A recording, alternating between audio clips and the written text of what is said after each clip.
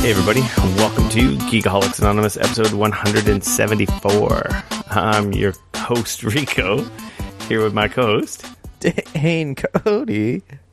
I was looking at the video and I just kind of almost started laughing. I thought you were going to say I almost forgot what I was saying or doing. Well, I just saw your face and it just made me laugh. Ha ha ha. I don't know why. I just broke out there. Anyway, sorry everybody. Welcome to episode 174.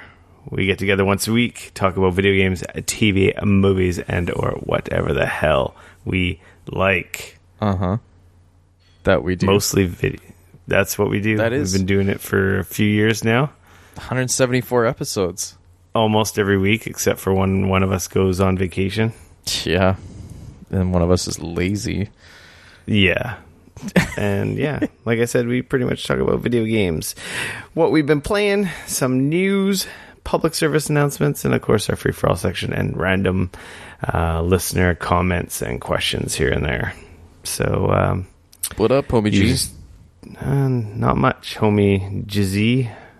I've been busy at work. Same. I haven't been playing as much video games as I would like. Well, that's a lie, because I've been playing a lot of video game singular. Okay. We'll get to that and what you've been playing. If you listened last week, you know I'm freaking knee deep back into Destiny 2. But I can do that. I'm trying to think. I had like kid birthday parties, adult birthday parties this weekend. So like it was one of those, you've got something every day and it flew by like way too fast. I had a bit of a hermit weekend. Stayed in, didn't do much of anything. That sounds awesome. Kind of vegged out. Played some video games.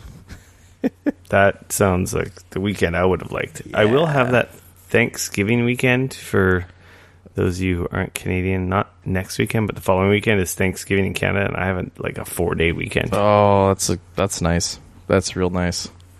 Yeah. So I'll have at least one day to myself where everyone's back at work. And yeah. That's fair. We'll play a lot of video games. My wife doesn't get that day off, so I'll have a Friday or Monday or whatever the day is this year. I think Monday is Monday? The holiday. Yeah. So Dane, yes, let's get into some what you've been playing.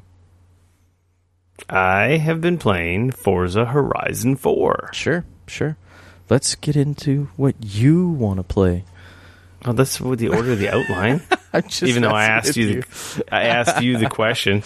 I know. And then I took over. Exactly. Good job. I'm like, what have you been playing, Dane? Well, I don't give a shit. Actually, I've been playing Forza Horizon 4. Who gives a crap about what old game you've been playing? Hey, it's like... Yes. Tell me about Forza Horizon. Forza Horizon, that's what it should be called from here on out. Oh, no. Forza Horizon, buddy. It's, I don't know, it's another Horizon game. I hear really good things so far. Yeah, I really want to play more. I love the Horizon. God damn it. I really love the Horizon series. You're welcome. The Horizon series. Yes. If you've been listening to the show for a while, you know that I am pretty particular to them. They got a little bit of that Burnout Paradise vibe with the open world stuff going on. Yeah. The barn finds, all the different challenges spread all over the world, the events, just the systems and the way it plays. Mm-hmm. A lot of that is intact. That's the good. game looks freaking amazing. Have you the cars had a chance to see the season stuff yet, or no? Well, or are you allowed to talk about that yet? Yeah, no, okay. You can talk about whatever. Okay, it's just I can't. Apparently, what can't you do? No, you can do everything. Yeah, everything's up for grabs now. The reviews all came out. Okay, you didn't play it, did you? I haven't played 4. Yeah, you didn't play the demo at PAX. No. The lineup was crazy, and our media hour got cut. So the intro of the game is the E3 demo, and I assume it was the same PAX demo from what I saw over people's shoulders. It's like the intro race where it kind of goes through the different seasons, some off-road racing, and introduces you to, like, you know, the different weather. Right. With the different seasons and some off-road and so forth. And it's like, this is basically the new stuff right up front. Right. Doesn't really get in any systems. And then the game opens up and that, you know, it introduces you to, this is a street race event, this is an off-road event, this is this event, and right. yada yada, and, okay. and so forth. I have literally just scratched the surface. I've probably done like 7 or 8 events. Right. I only own like 3 cars right now. What kind of cars did you start with? My first car? Yep. The first car that it lets you choose from a few cars, and I always usually go for the import, so I actually went for is a Dodge Charger. Is it Charger? SRT? Or Challenger. That's Charger, right? Challenger? Could be. But it is like it's an old school one. Okay. Not the new school. Man, that thing gets loose like crazy. Is that the one that you took a photo of and put it up on the interwebs? Oh yeah, I forgot I even did that. Yeah, do you like that photo? That was your first car? That's my first car in the game. All right. I forgot that I did that. It's, do you like the name of the person who's T-boning me? Guy's an asshole, eh? I'm sure he'll see it. I forgot that I even did that. I meant to reply and get his attention. Oh yeah, there we go. Yeah, you can see. I think you're right. I think it's an old Charger. I'm not gonna lie. When it comes to the older cars, I'm not the best, because the Charger and the Challenger both back then looked fairly somewhat similar.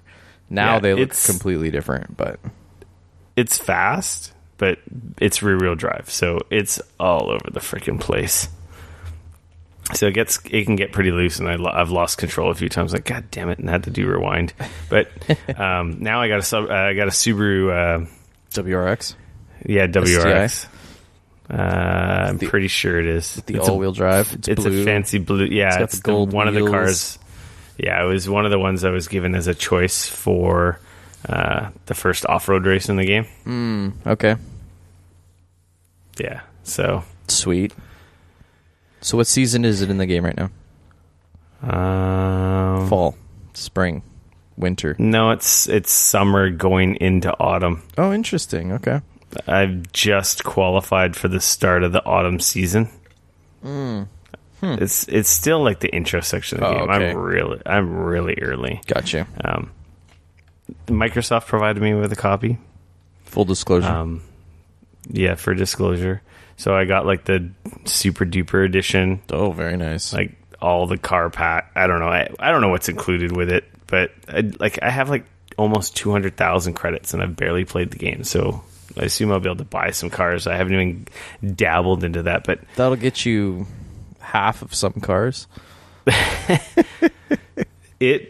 Like I said, it's freaking beautiful game. The cars look amazing. You're playing this on the 1X, right? One X, yeah. Okay. And actually, yeah, and is it crossplay? I didn't have the 1X when the 3 came out. I don't think the 1X existed then, did it?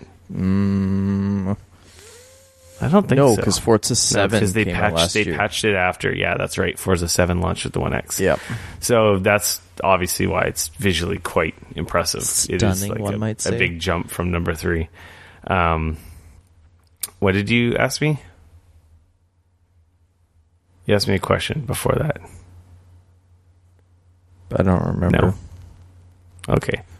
Yeah, I'm playing on 1X.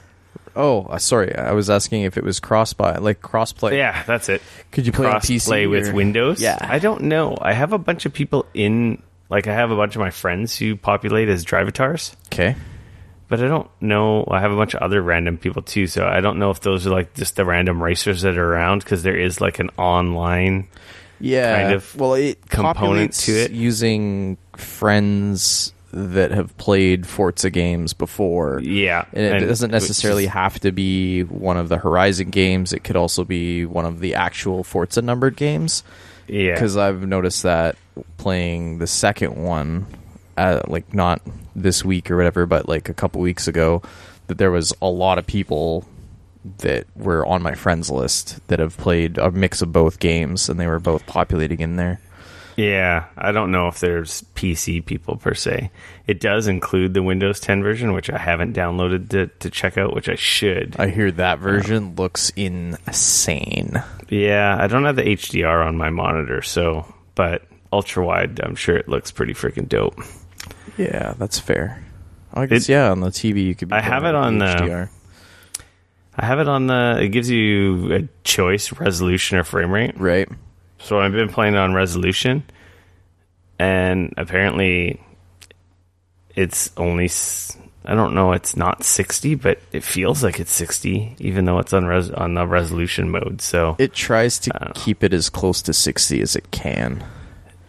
Because it has dynamic resolution and stuff, yeah, right? it's super smooth. Yeah. Like, I haven't noticed any issues with that. That's awesome. I kind of wish I had a chair and a steering wheel. But then you're like, where would I put it? I just put it downstairs. But yeah, look at me, Mr. I own a house and have room for shit like that. And I haven't had a chance to play with the influence stuff because I wasn't allowed to stream it. Right. The last couple of days that I had it, because the streaming embargo just went up. I can't remember when, but because I wanted to dabble with that, because apparently it has a whole mechanic where people are watching you, or if you're streaming, or if you're watching people. Yeah. Like you get extra stuff. If you watch streams on Mixer, you get influence for yours. Yeah, so but really you get don't know more how that influence works if you are actually streaming. So yeah. I do get, the thing is after every race, it's kind of funny, you get like your credits. Mm-hmm. You get a VIP bonus because I got the super duper version, which is kind of nice. Lucky bastard. But then I still get influence credits as well still, even though I wasn't streaming, so I don't really understand that. I don't know. I have a bunch of my assists off, so if anyone's interested, I'm at a 45% bonus. Ooh, look at you! Because I've turned off the full braking line. Right. I've turned off rewinding. Wow. What other adjustments? I made a couple other ones, but I can't remember them right now. But yeah, so the more stuff you have, like that off in like the numbered games. But I leave crap like that on in the Horizon games. Yeah, well, you get more credits, right? So yeah, I had it up to me, like the whole idea of the Horizon games is to just like have they're like fun. That's true, and I don't take them nearly as seriously as like this like Forza 6 or 7 or whatever. I figure I try and do the race once without rewinding, and if I can do it, that's awesome. And then if I can't, then I turn on the rewind. No, that's fair. So I try to do it naturally. Without, so worst yeah. case scenario, I'm doing a race twice, but it's so good. It feels so good. It looks amazing. It's freaking Forza Horizon. It's awesome. I really like the idea of it being set in like Great Britain. Yeah, I like the location. I definitely do like the locale. I would actually really like to see them do. There was rumors that this was going to be Japan, and it was going to be you're going to be driving all over Japan. Which obviously wasn't the case, but I think that would be also a really rad location to do it in. Yeah. So yeah, it's pretty sweet. I like it. I'm gonna definitely be playing more. I'm gonna install. You played quite a bit of 3, right? Have you noticed some fairly significant differences between 3 and 4? Or? Not yet. No. You're still pretty early, differences. So. Apparently the cars have like perk systems. Oh, okay. That you can like unlock stuff on the cars. Like I haven't even gotten that far. I haven't dived into any of the menus. Right. So I haven't really looked under the hood. I've just been like, jumping in the cars and racing and just going from A to B. That's right cool. Now. But like 3, I didn't beat 3. I played the heck out of 2. 2, like.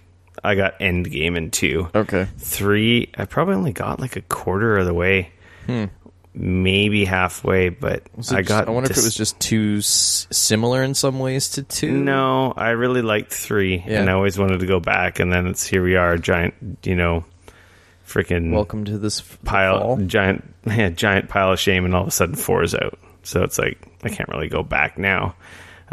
My brother's been playing Forza Horizon 3, so he's pretty excited to hear that I got God damn it, I almost did it again. Horizon 4. And the cool thing is, this is Game Pass. This comes out next month on Game Pass. Right. It comes so out next, if you're out on super Monday on Game Pass. If you're super crazy and you have to have it, you can buy the super duper version and unlock it, and you can start playing this Friday. Yeah. But honestly, it's a win-win situation. Like a month of Game Pass just to play the heck out of this game. Plus, they've got so many other good Game Pass. I don't know. I have 2 years of Game Pass, so I have a couple months. I think I have 3 months or something for free. So yeah, I would highly recommend if you're on the fence. There is a demo till this comes out, and then I'll drop my Game Pass and play it. There is a demo, so you can start with the demo. I don't know what the demo entails, if it plays into the main campaign or carries over or anything.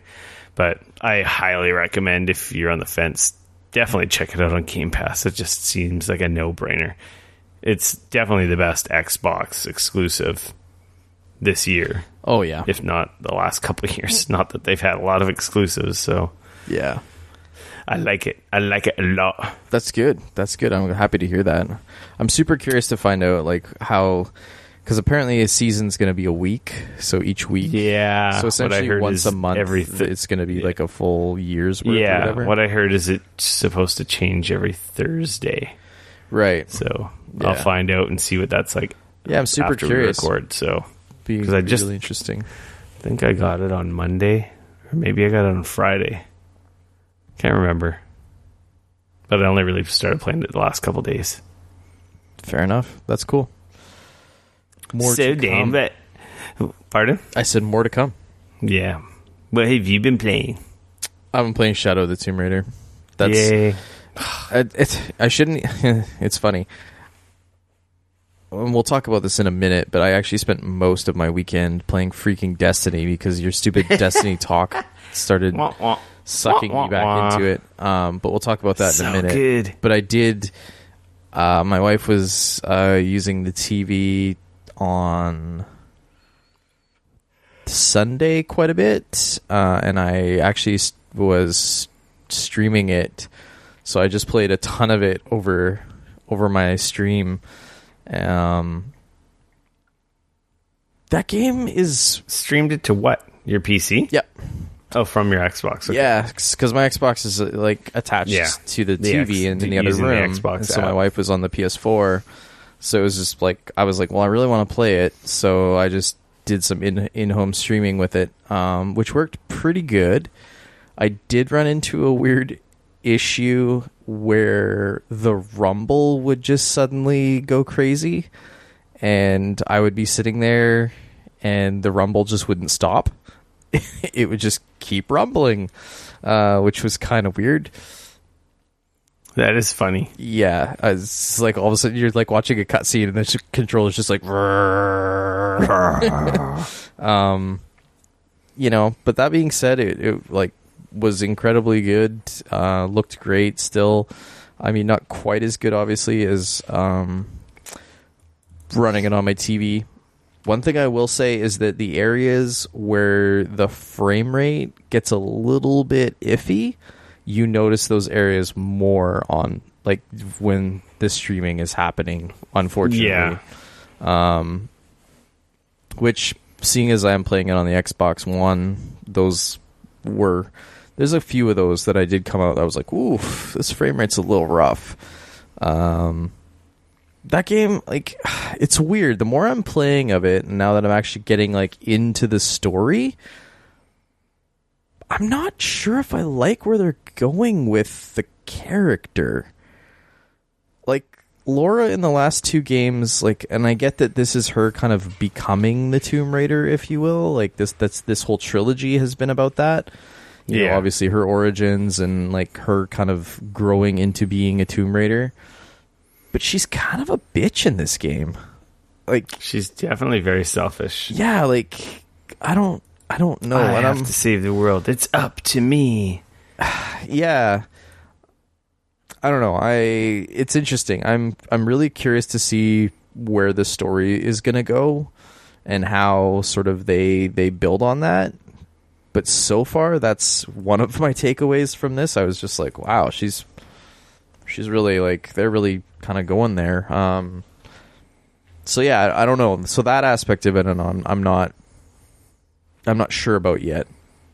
I'm about 35% of the way through, according to my like in-game or whatever, like little icon thing, 35%. I don't know if that's like I've done everything or if that's just the story. I'm not 100% sure. So, but that's kind of where I'm at roughly right now. No, you sound like you're definitely farther than me. There's the one thing I will say is this is a much more stealth-oriented game, and I'm not sure how I feel about that. Like, there's been a few times where there's been areas that have felt almost more like puzzles than like in the last game. If you ran into an area, there was kind of an opportunity to do it stealthily, right? Like you could kind of attack some guys and like you might be able to get all the way through it stealth, but if you didn't, it would kind of, go into the classic hunker down, shoot some stuff, whatever.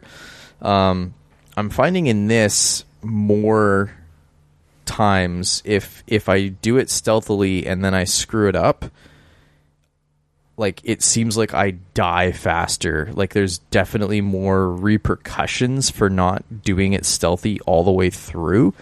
It's like when the guards get alerted, it's like suddenly they're shooting at me, and it's a lot. It seems like I die a lot quicker, and it like I don't know, like they definitely seem like they're pushing more of that stealth end of it, and I'm not sure. I don't know if it's just like the way that I'm playing or like the way that I was used to in the other games that's coming across into this one, and I'm kind of going like, but I'm not.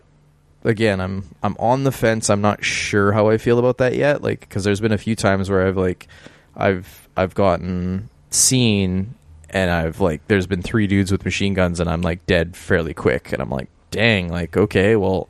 Restart that over again, and it's felt almost like a puzzle sequence where like okay, well I'm gonna kill this guy and then I'm gonna like do this with that guy, and okay, well this is where I screwed up last time, and then I kill that guy, oh no, now it screwed up again and now I'm dead, like okay, let's try this again. Like you know what I mean? Yeah.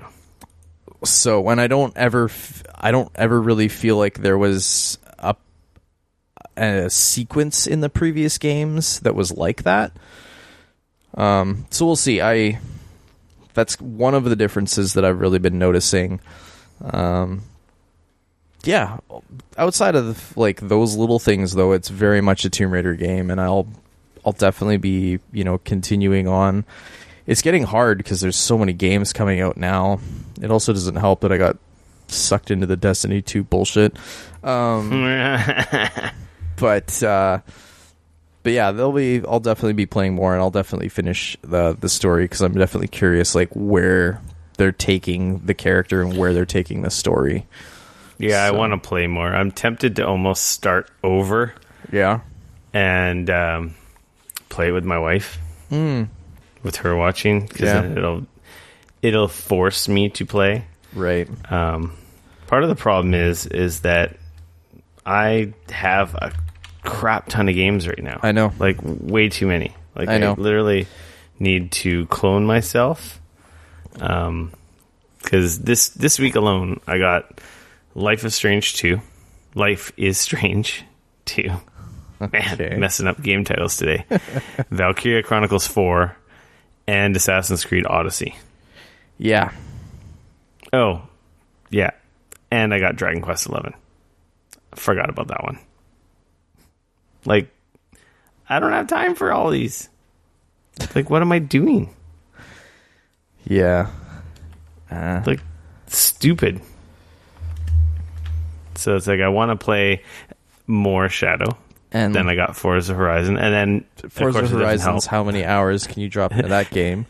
Shadow of the Tomb Raider is going to be at least 20 hours. It doesn't, and then it doesn't Dragon help Quest 11, well, holy shit. That's there's 100 hours. 100 hours easy. Assassin's Creed Odyssey, there's probably another 60 hours. I might also play Life is Strange 2 with my wife, too, because fairly that's like a story very heavy. story centric, and Yeah. it's also on my Xbox. So Right. and then I'll actually play through that. So I just have been having a little bit of anxiety, and then it's like here I'm playing Destiny 2 Forsaken, and I'm like, what am I doing with my life? So let's talk about that. So this will be interesting because with everything coming out right now, with all of the games coming out, I wanted to get the expansion because I love Destiny 2, but at the same time, I didn't want to get the expansion just because I know there's so much other shit to play right now. Yeah. So I was right on the fence. Did you beat the other expansions? Yeah, I beat all of the expansions. Destiny 2. I can remember and all the beat, expansions. but you just beat them and then you were like done. You didn't do anything else, right? Not really. Not a lot of the end game stuff. I did a little bit here and there, but like a couple strikes and stuff, but nothing like crazy. It's not like I went out and leveled up and got raid ready or anything like that. I find so this is what I liked initially about Destiny 2 was that it wasn't super grindy, and that I could, as a casual, I could come in, I could enjoy it, and there was a possibility that I might be able to, like, one day if I had 12 hours, I might be able to take on a raid or something like that. In theory, it's a great idea. Exactly. And unfortunately, since Destiny 2's release, it seems like all they've been doing is making it more and more grindy. And I'm not going to lie,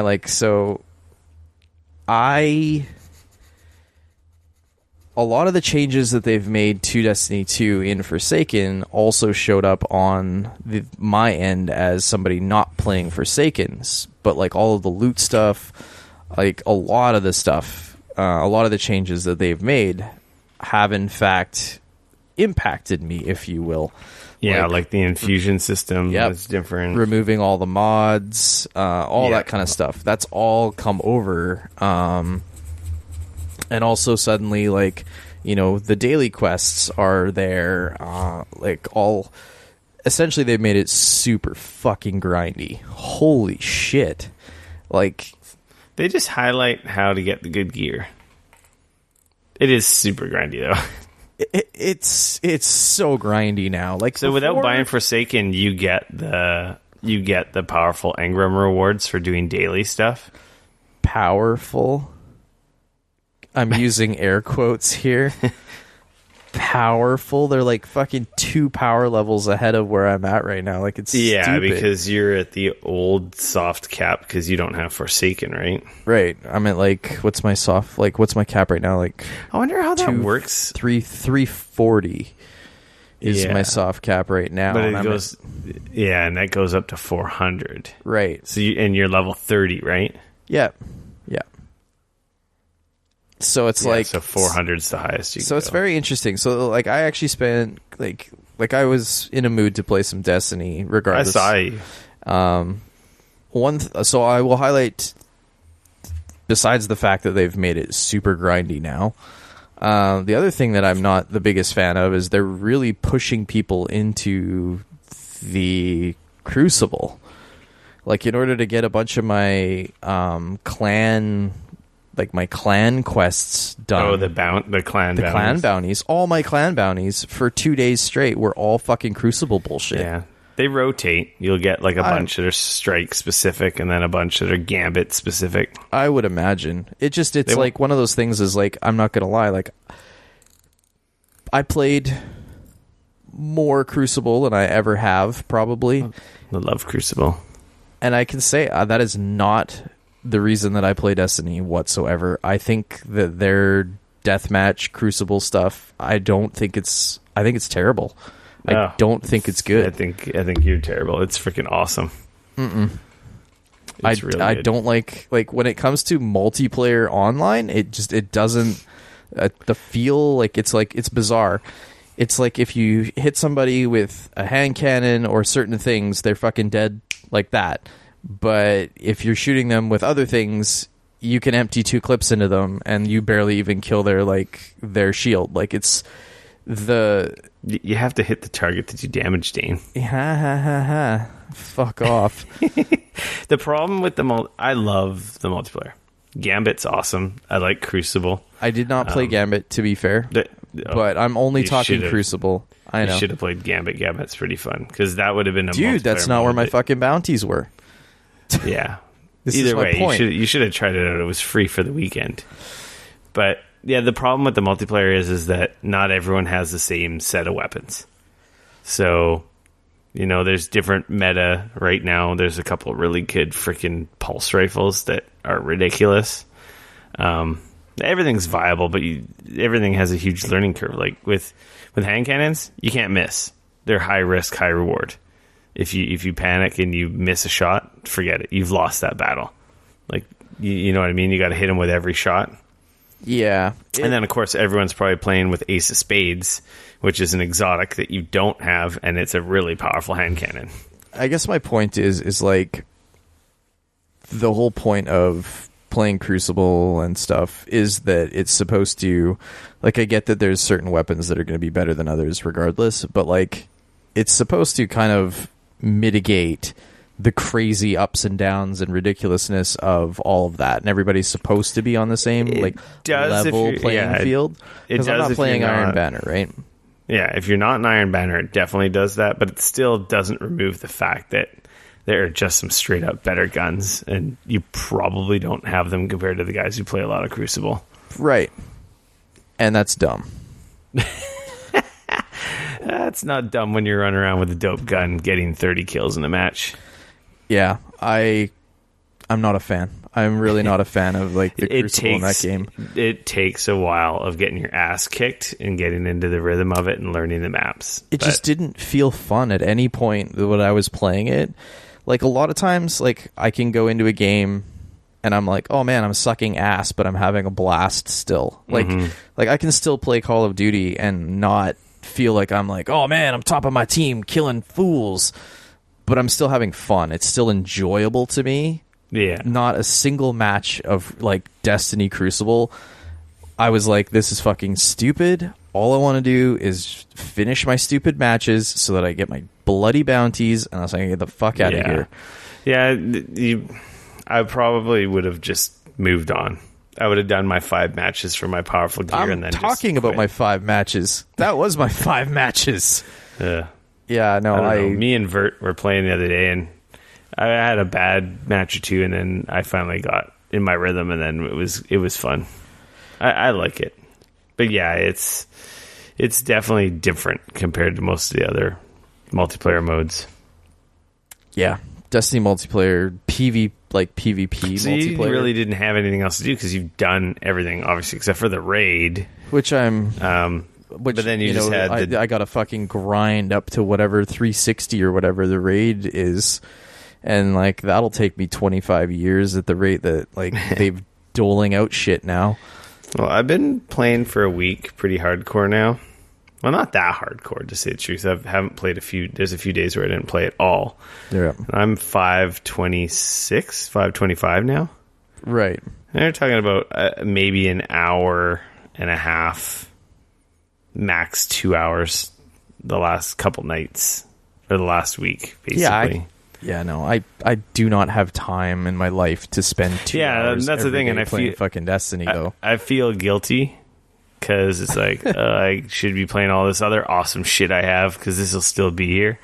But I'm loving it so much. I get in these exotic quests, doing the Dreaming City, which is like the evolving like new area with like tons of secrets and different areas, like stuff to discover.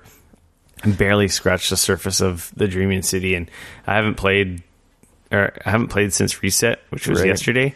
And apparently that whole area has changed again, and then a bunch of new exotic quests have been like unearthed this week for some really awesome weapons. See, and like all this stuff sounds great,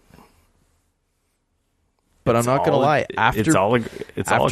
After playing last weekend and seeing the changes that they've made to the game, I'm actually really second guessing whether or not I'm gonna buy Forsaken or not. At least right now. Like last weekend, I was so on the fence. I had it in my shopping cart. Like I was ready to hit the button. Like I was so ready. Well, it's a good thing you went back and played it. And now that I've like finished a weekend of playing it, I'm kind of... It's a cool cam. With everything else coming out right now, I actually think I'm going to skip it. I really do. If you're not hardcore, it's probably not for you. It's a cool campaign. It's definitely the best. I will pick it up at some point. It's just like, oh yeah, get it on sale when there's less stuff real going on. People. Like I love Destiny, I do, but they're also they're turning it back into Destiny 1, which like all the things that I didn't like about Destiny, they're bringing it It's not as bad as Destiny 1. They have made the grind a little longer. The treadmill's a little harder. It's on a higher level, and that's why. It's because there's enough people that love the game and they're bitching and complaining that they're like, I finished all the content in a day because I don't have a fucking life and that's all I do all day.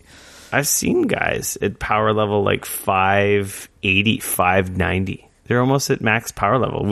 I saw a guy today in the tower and he's already got that new crazy exotic that was just figured out yesterday. Right. And like, so I get it. I get why they're having to do that. But like, as somebody who's not like, somebody who has tons of games, other games to play and other things to do, like for me, they're pushing Destiny away for me. Like they're making me want to play it less because of all the changes. But that's the thing. Nothing changes. You don't have to do it all. Yeah. You can play it piecemeal and it just will always be there. And you will always have content. So they've added so much content. It's not just a grind too, right? Yeah. Like it is a grind if you're playing it nonstop and you're trying to like race to the finish line. See, but I feel like as somebody like me though, like before, I could absolutely have done the raid, the initial raid. You could have done the raid easier because yes, getting to the end of the power level was much easier. But the problem is then you're at the end and you were done the game in a week and there was nothing else to do. Yeah. Now they've added a bunch of secret quests. They've added some new areas. They've added a lot more depth and they've slowed down that power level to give you a reason to keep playing the game because essentially that's the biggest reason is to get more powerful, right? Mm-hmm. And I don't know. I think it's great, and it does. And the thing is now I feel like there's so many ways to get rewards. Like you can play an hour session now and get at least 3 or 4 good legendary drops, and then feel like you got something. Like before they adjusted the drop rates at the start, you could play and like not get anything worthwhile. Yeah.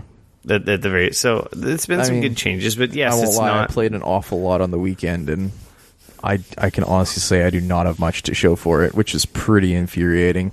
Yeah, and that might be because the way it is with how you're not playing the new game, right? No, there's still a lot of stuff. There's still a lot of stuff locked that you just don't have access to. For sure, but there's also like a ton of stuff that like I just didn't do that is still available to me. And like I said, some of it was great. It's just like it's annoying playing various things, hoping to I'm going to get a legendary engram at the end of this, and it either is exactly the same level that you're at, or it's like one higher, and you're just like, oh, okay, like that was fucking stupid. What a waste of my time. What's your power level? 342, I want to say. It must be because that's the soft cap for the raid, because 340 is what you had to be at to start the raid, I believe. Yeah. So you're supposed to be raiding now, basically, is what it is. So that's why it's a crawl with ordinary drops. So, anyways, it was interesting. Like I said, I think I'm going to hold off on buying the actual expansion. Just if it was the middle of the summer and there was like not a good there wasn't so. That's the thing. Like I'm kind of angry because I am probably grab it, but with everything else going on, I just don't think. I get angry with myself because there is so much stuff right now and I'm playing it, but I love it, so I can't stop. I love it. So anyways, what else have you been playing? It reflects how good it is. That's it. I managed to break away and play some Forza. Fair enough. Actually, to be honest, I was playing Forza while in between events and Destiny. That's how I've been doing it. The races work out really nicely while I'm waiting to figure out what to do, or if something's loading, or I'm going from one destination to another. It's like, oh, I'll just have a race right now. Oh, that's funny. And then obviously that list of stuff I just said that I will have to get to. We will talk about that stuff more. Definitely Assassin's Creed. That's a lie. I did play a decent chunk of Assassin's Creed today. Right. But it's all embargoed until Monday, so I know there's videos next week.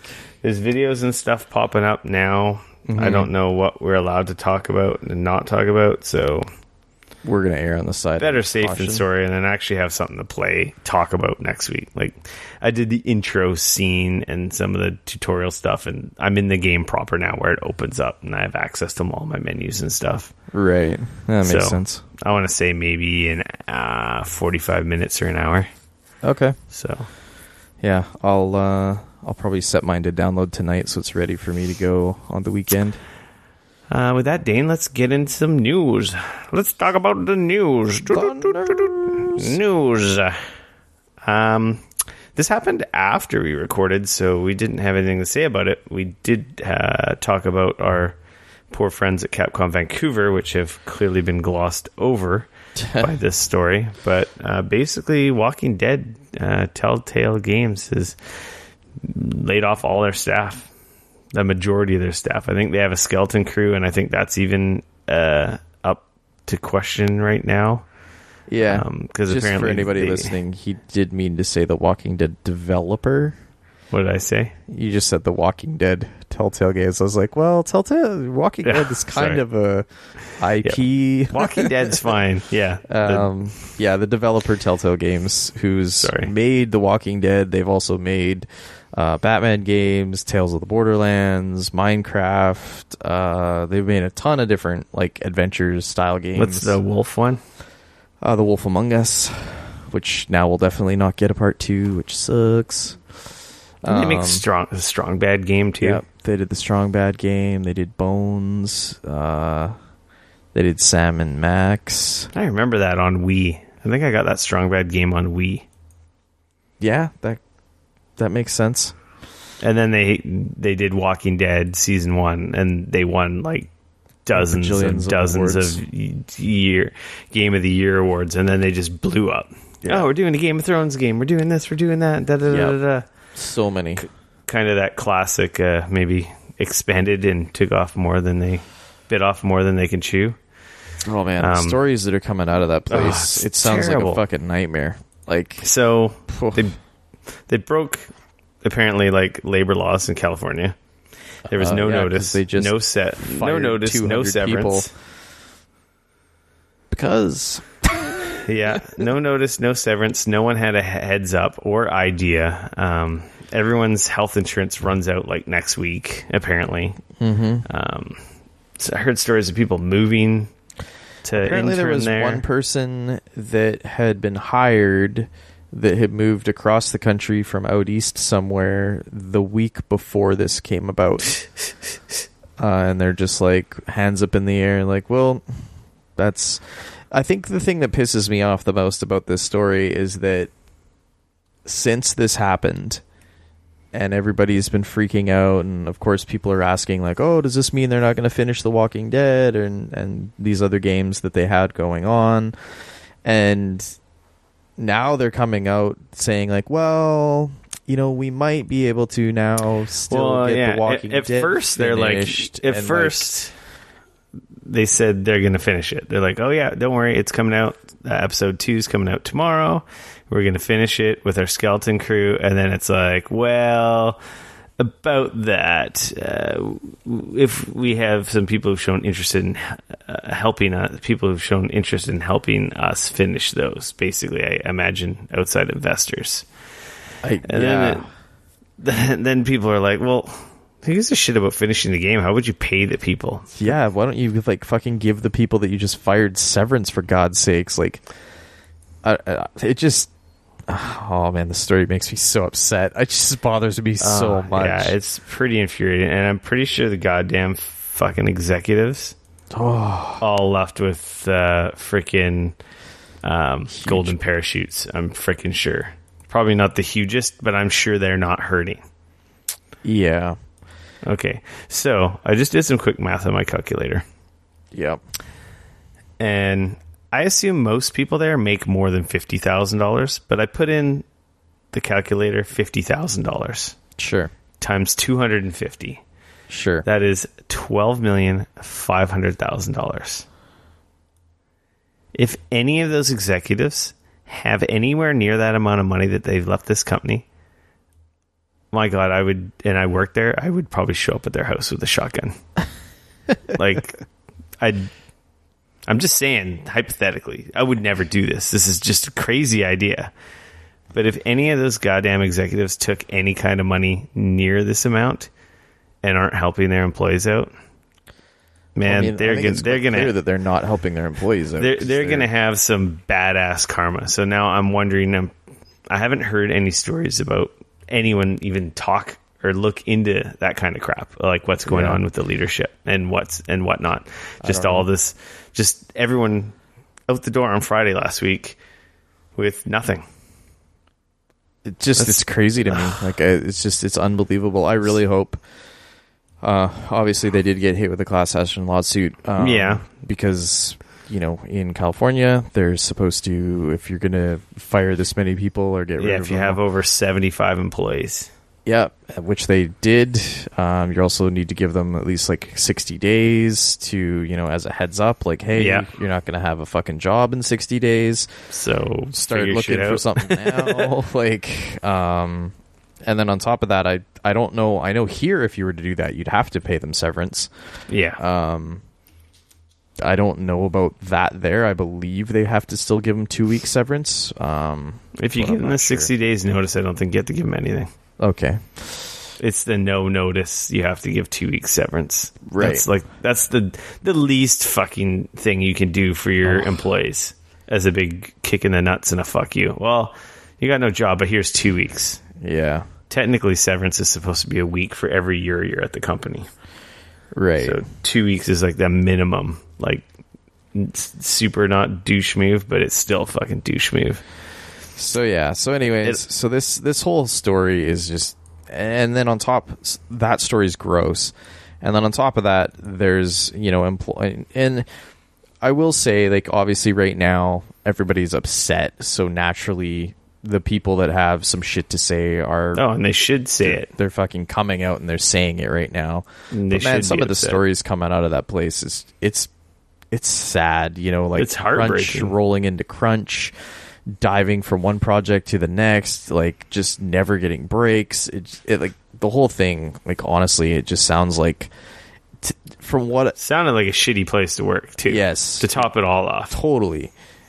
And to me, reading about all of this story, it sounds like the upper management in that company fucking sucked. That's like what I'm reading about all this stuff is like they didn't do proper planning, they didn't do proper budgeting. They didn't secure their funding, which was a big part. It just honestly sounds like that company was managed so poorly. I feel so bad for all the people that are getting screwed by this right now. Yeah, it is terrible. It does suck. And they were doing some cool stuff. Yeah.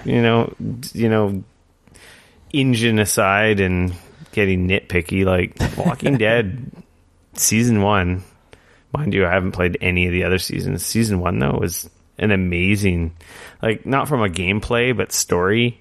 Mm-hmm. And, like, the stuff you did and the stuff the choices they had you make for a video game were like gut-wrenching. Like, holy cow, this is crazy. Right. And it was such a cool story. I loved it.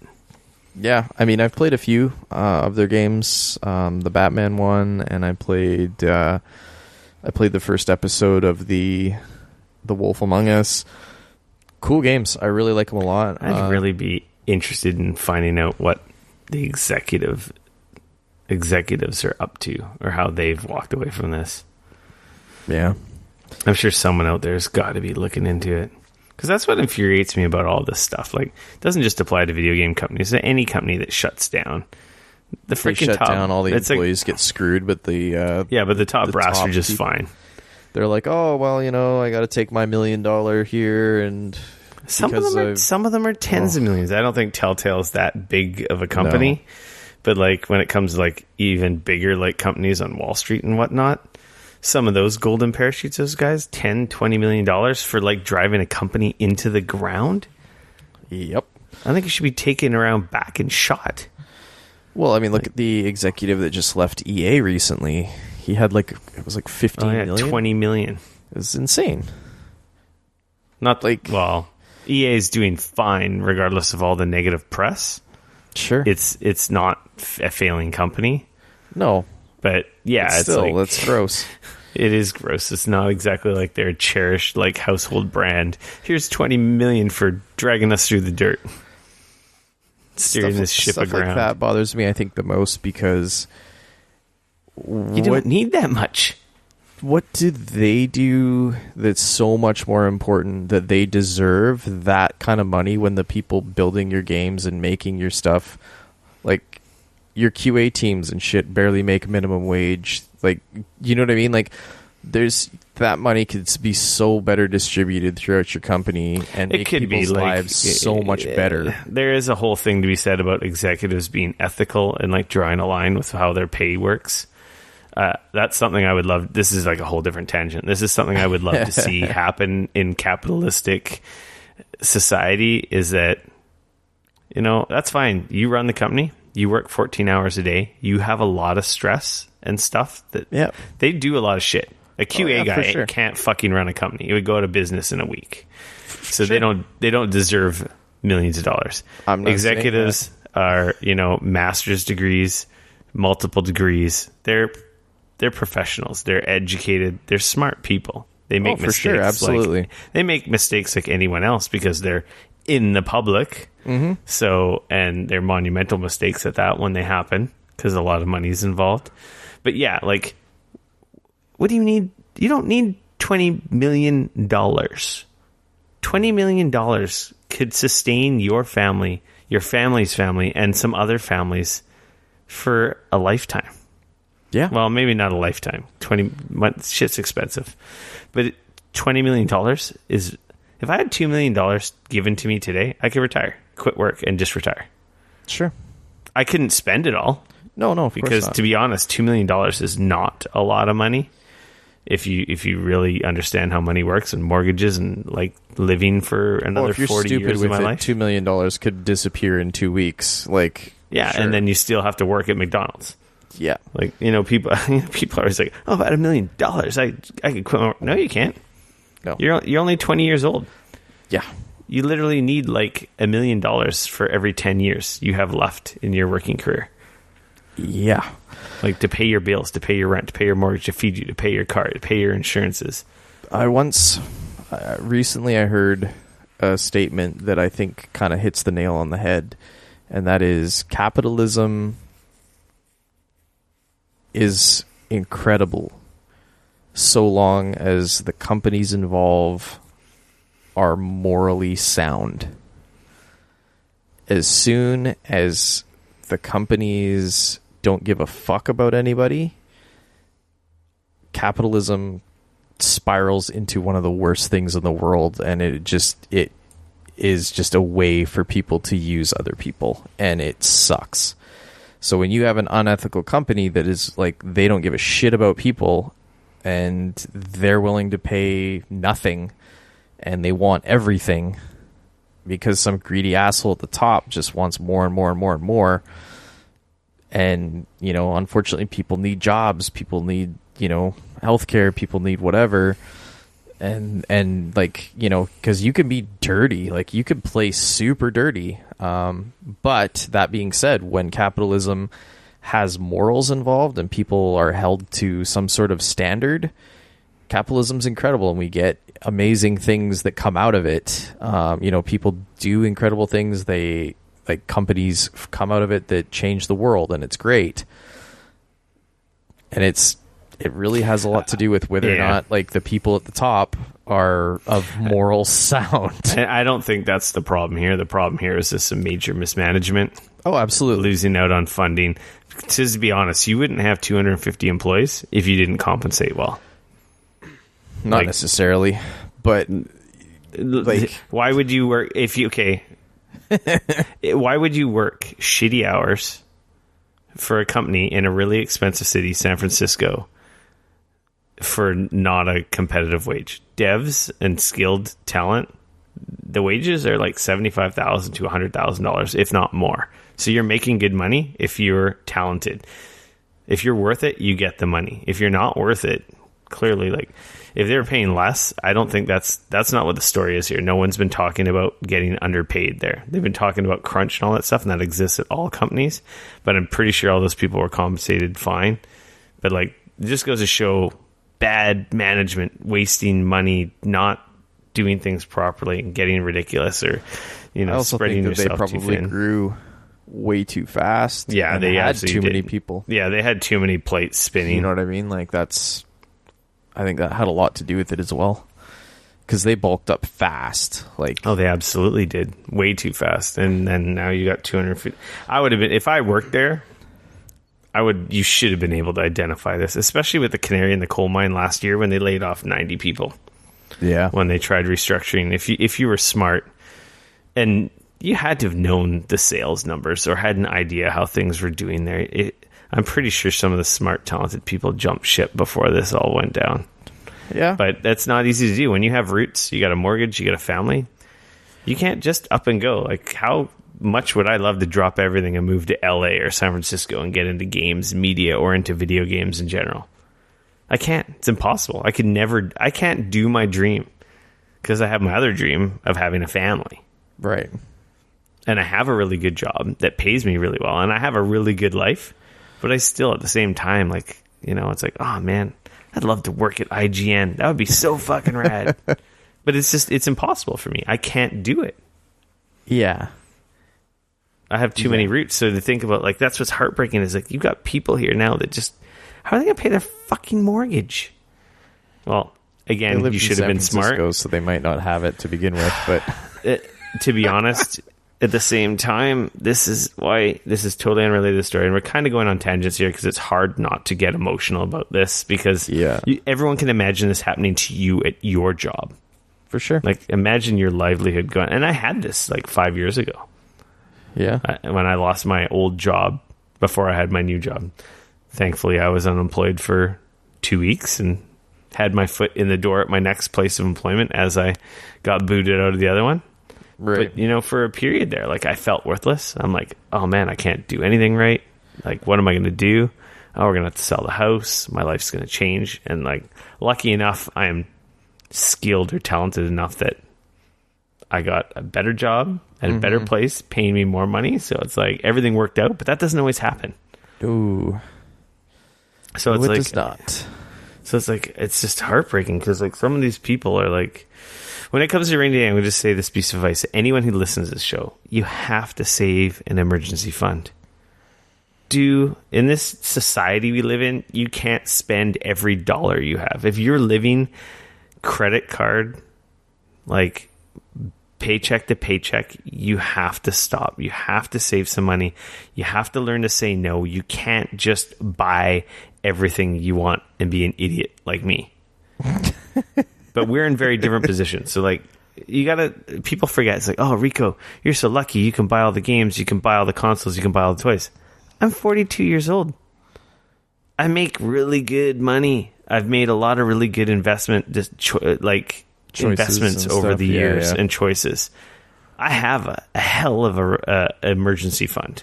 If I was to lose my job tomorrow, I'd be fine for a really long time. That's because I prepared, I planned, and I saved. You know, so then, you know, it sucks at the start. It's like, oh man, I really want to buy that new console or that new thing or whatever. But you got to say no for a few years, save that emergency fund, and then you don't have to say no. Yeah. And then you can be like, you can have whatever you want because then you're safe. Because if this ever happens to you and you lose your job, it's like, well, I have 6 months rent to find another job. Yeah. Even better, save so you have enough money to cover yourself for a year. But the minimum you should have in the bank at any given time is 6 months cash to pay your living expenses. That's your rent, your utilities, your internet, everything, your food, your car, your gas, your insurance. You got to take it all into account, have at least that amount of money for 6 months, just so you're prepared if some unforeseen thing. And the way society is, and things change, jobs are outsourced, jobs are, gotten rid of like crazy. You got to think that this is going to happen to you. If not, it's not a if, but a when. And then if you're prepared, then you can have the time. A lot of these people who are unemployed are clearly very talented. Yeah. And the best thing about this story is a lot of devs reached out to them and are like, hey, it's like Sony Santa Monica, Naughty Dog, like all these top tier studios are like, hey guys, come apply over here. We want you. Yeah. And I'd be like, God, I'd be like, hell yeah. Fair in that city, like the same weekend that was happening. So they were all like, San Francisco, that's come right. on down here. Or Ubisoft. Like, I'd be like, peace, Telltale. These are like even way better companies. Yeah. So like they're talented, most of them land on feet, and what sucks is there's going to be some people who don't. Like 250 people is a lot of people, but hopefully everyone lands on their feet. But you got to prepare for these things because like it doesn't matter if you're a game dev or whatever. My industry, Dane's industry, the way the world's shrinking. It's ever more competitive now. There's always someone else that's willing to do your job for less and work harder than you. You got to remember that. So you got to make sure you're valuable. You got to make sure you have a skill that is like that you can take to plenty of places as well. You can't be so specialized that your job only exists in one field, because that's dangerous. It's very lucrative if it's like something that pays really well. Well, then you can just have a hell of a nest egg. It doesn't matter if your field disappears, but you want to always be. Gone are the days of working at a place for 40 years. Yeah. Like, that's gone, man. And then people are also like, oh, well, we need unions. Unions would have stopped this. Union can't stop a business from going out of business. No. All a union can do is get these guys fair wages, fair working environment, and stop things like harassment and crazy bad shit that's just not acceptable because they'd have representation and... management wouldn't be able to get away with ridiculous shit. But it wouldn't help. These people wouldn't have jobs if they had a union. No, they probably would have had severance if they had a union. They probably would have had severance if they had a union. This is true, because the union, worst case scenario, the union probably would have had funds and been able to help people that were really bad off. Yeah. But like that too, they wouldn't have been able to do this without notice. And they had to have known, like, the story is going to come out, what's going on with the management. And I don't know. I hope if these guys are fucking around doing stupid shit that costs all these people their jobs, I hope they get what's coming to them. It just pisses me off. Yeah. Anyways, moving on to more happy things. That was a little off the rails. Sorry, everyone. No. There's your Telltale. There's your Telltale reaction. Cly guy in the Discord asked us. I hope he was satisfied with that reaction. Fair enough. Phoenix Wright is coming to consoles and Steam. The Ace Attorney trilogy that was announced at Tokyo Game Show. Those are the 3DS games, right? I believe so. Yes. Trilogy was released on 3DS back in 2014. So updated HD visuals, Switch, PlayStation 4, Xbox One, and Steam in a single compilation. This looks pretty good. Those games are cleaned it up nice. They have quite the cult following. I like those games a lot. I never got into them on 3DS, but see, that's the interesting thing. I played the first one on DS. Oh yeah, that's right. I did play a little bit of that. I think I played a demo. I don't think I ever owned it. Yeah, I owned it. I played through. I can't remember if I finished it or not, but I played like quite a bit of that game. I really liked it. It was like this great cross between like an adventure game and a puzzle game, all kind of mashed together. So that's cool. I would definitely consider. I'd be interested in playing it on Switch. Yeah, exactly. Sweet. There's a bunch of other not a bunch of other TGS stuff, but like more Devil May Cry 5 footage came out. Right. There was what else came out of there? The PlayStation Classic wasn't a TGS thing. No, that was after. TGS is over. I know it's over. It was over. Sorry, I just mean like some of the stuff coming out this week that have dropped. Where I was surprised they didn't release at TGS, because to me it kind of made sense. Some of the announcements that we're going to talk about here shortly. That was mainly the only one that I can think of that was sort of up there. So yeah, it was actually not a lot of stuff came out of TGS. No, and I don't know if that's just maybe because a bunch of stuff at TGS this year isn't coming this way, so we're just not hearing about it, or if they're just, I mean, it's kind of wedged. Still not, still wondering what's going on with that. That's never coming out. Yeah, it was kind of wedged in between the Nintendo Direct, which got a lot of attention. Well, yeah, I think it also doesn't help that they got a massive earthquake that happened like just before TGS as well. So who knows what that had to do with changing some stuff too. Mm-hmm. So. There's a new Pokemon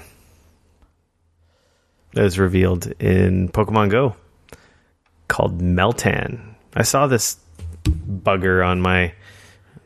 If you've been aware, listening, you know I've been playing Pokemon Go again lately. I saw him at a Pokestop, but he was gone when I got there. It's like a combination of Ditto with a nut on his head and an eyeball. It's a little weird looking thing that shoots lasers. There's some photos. The thing that people are kind of like excited about is that it's a new Pokemon. Right. And this a is mythical Pokemon unveiled in Pokemon Go. And it's going to be in the Let's Go Eevee and Pikachu, obviously. They show a bunch of screenshots in this story here of that Pokemon in game. I haven't been able to catch it. I think Teacup caught one, but he said apparently it turns into a Ditto. Yeah, that's what I've heard. If you caught it, but apparently it's been changing back. I don't know. I think before they made the announcement, it was changing into a Ditto, but now they're not. Yeah, and that's the thing. It was like leaked out. It kind of people saw it, I guess, before this announcement came out, and then it's like, what the? Still playing stupid Pokemon Go. The community days, Pokemon. The community days are cool. Like was it last week? Was it this weekend? I don't know, man. This weekend or last weekend? I haven't installed it on my new phone since I got it back in June. It might have just been this weekend. They had the community event with Chikorita. Like every month, they have like a community event's like 3 hours long. The weekend before it was like the legendary raids. Right. I think it was Moltres or one of the legendary birds. And last week, I think it was last weekend. I think it was this weekend. It was Chikorita was like spawning everywhere like crazy, so that you could catch that. And if you evolved it into its like final form, it got like a special move. And then there was lots of shinies. So we were out shopping, and I'm like sitting at the mall here, like with my lucky egg, getting double experience and freaking catching Chikoritas like crazy. I was able to evolve like 2 of them up to their final form. Right. And I got a shiny one, which was kind of cool. But it's like it's fun. It makes you want to play, and then like the long term like research quests and stuff are kind of neat. Adding new hooks to keep playing. Fair enough. People are still playing it. So huge game. I missed this. I know Oculus had an event going on, so I'll let you talk about it because I think you know what's going on. Yeah, they had an event earlier today where they announced the Oculus Connect Quest. Which is a standalone VR headset launching later this year alongside a new Star Wars project. So it's a VR headset. It's going to come with 2 controllers, which are going to be the touch controllers. It's got their new, what are they calling it? There's a specific name, but essentially they're talking about their new tracking that they're working on. This is completely standalone. This doesn't connect to a computer or a phone. It's actually running on a Snapdragon phone hardware. So it's running a Snapdragon 835 chipset. I believe it's actually funny. I was reading another story earlier that actually got into the nitty-gritty details of it. It's going to be launching in 2019 in the spring. It's going to be $400 US. And apparently they're working with the Star Wars people to release a 3-part Star Wars VR series called Vader Immortal. So far, that's the only confirmed launch title for Quest. But they have said that they will be adding 50 games for the Quest when it launches, but it is backwards compatible with older Oculus games as well. Yeah, it says like VR, PC, and mobile VR games. Yeah, and I mean, I don't know. I mean, you got to take that with a grain of salt. Yeah, I don't know what. It's going to be probably the older, simpler VR games. I think pretty much anything in the mobile version of the store will probably work great with this. Outside of that, your mileage may vary. But it's interesting because it's its own unit. It's, for all intents and purposes, it's wireless.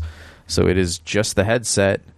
You set up the towers or the sensors, and then you've got your utility sticks. And that's kind of it. So we're getting closer to real sort of wireless VR without being able to having to get a Vive Pro with the super expensive add-on. Yeah, exactly. And that thing's still that Vive is still super expensive. It's a lot of technology in there. Mm-hmm. A lot of technology in there. Hence why it's pretty freaking awesome. Yeah, I mean, that's why it's clearly the best, but that's also why it's clearly the most expensive. Yeah. Yeah. I have no interest in that. Yeah, I want a wireless, affordable PC VR headset. And now, so this is going to come with 64 gigs of storage. It also comes with a pair of touch controllers, and these are the proper touch controllers. So I think when it comes to this particular headset, it makes me go, who is this for? People, like you said, you want awesome, if you're going to be plugging it into a computer or whatever, you want awesome VR.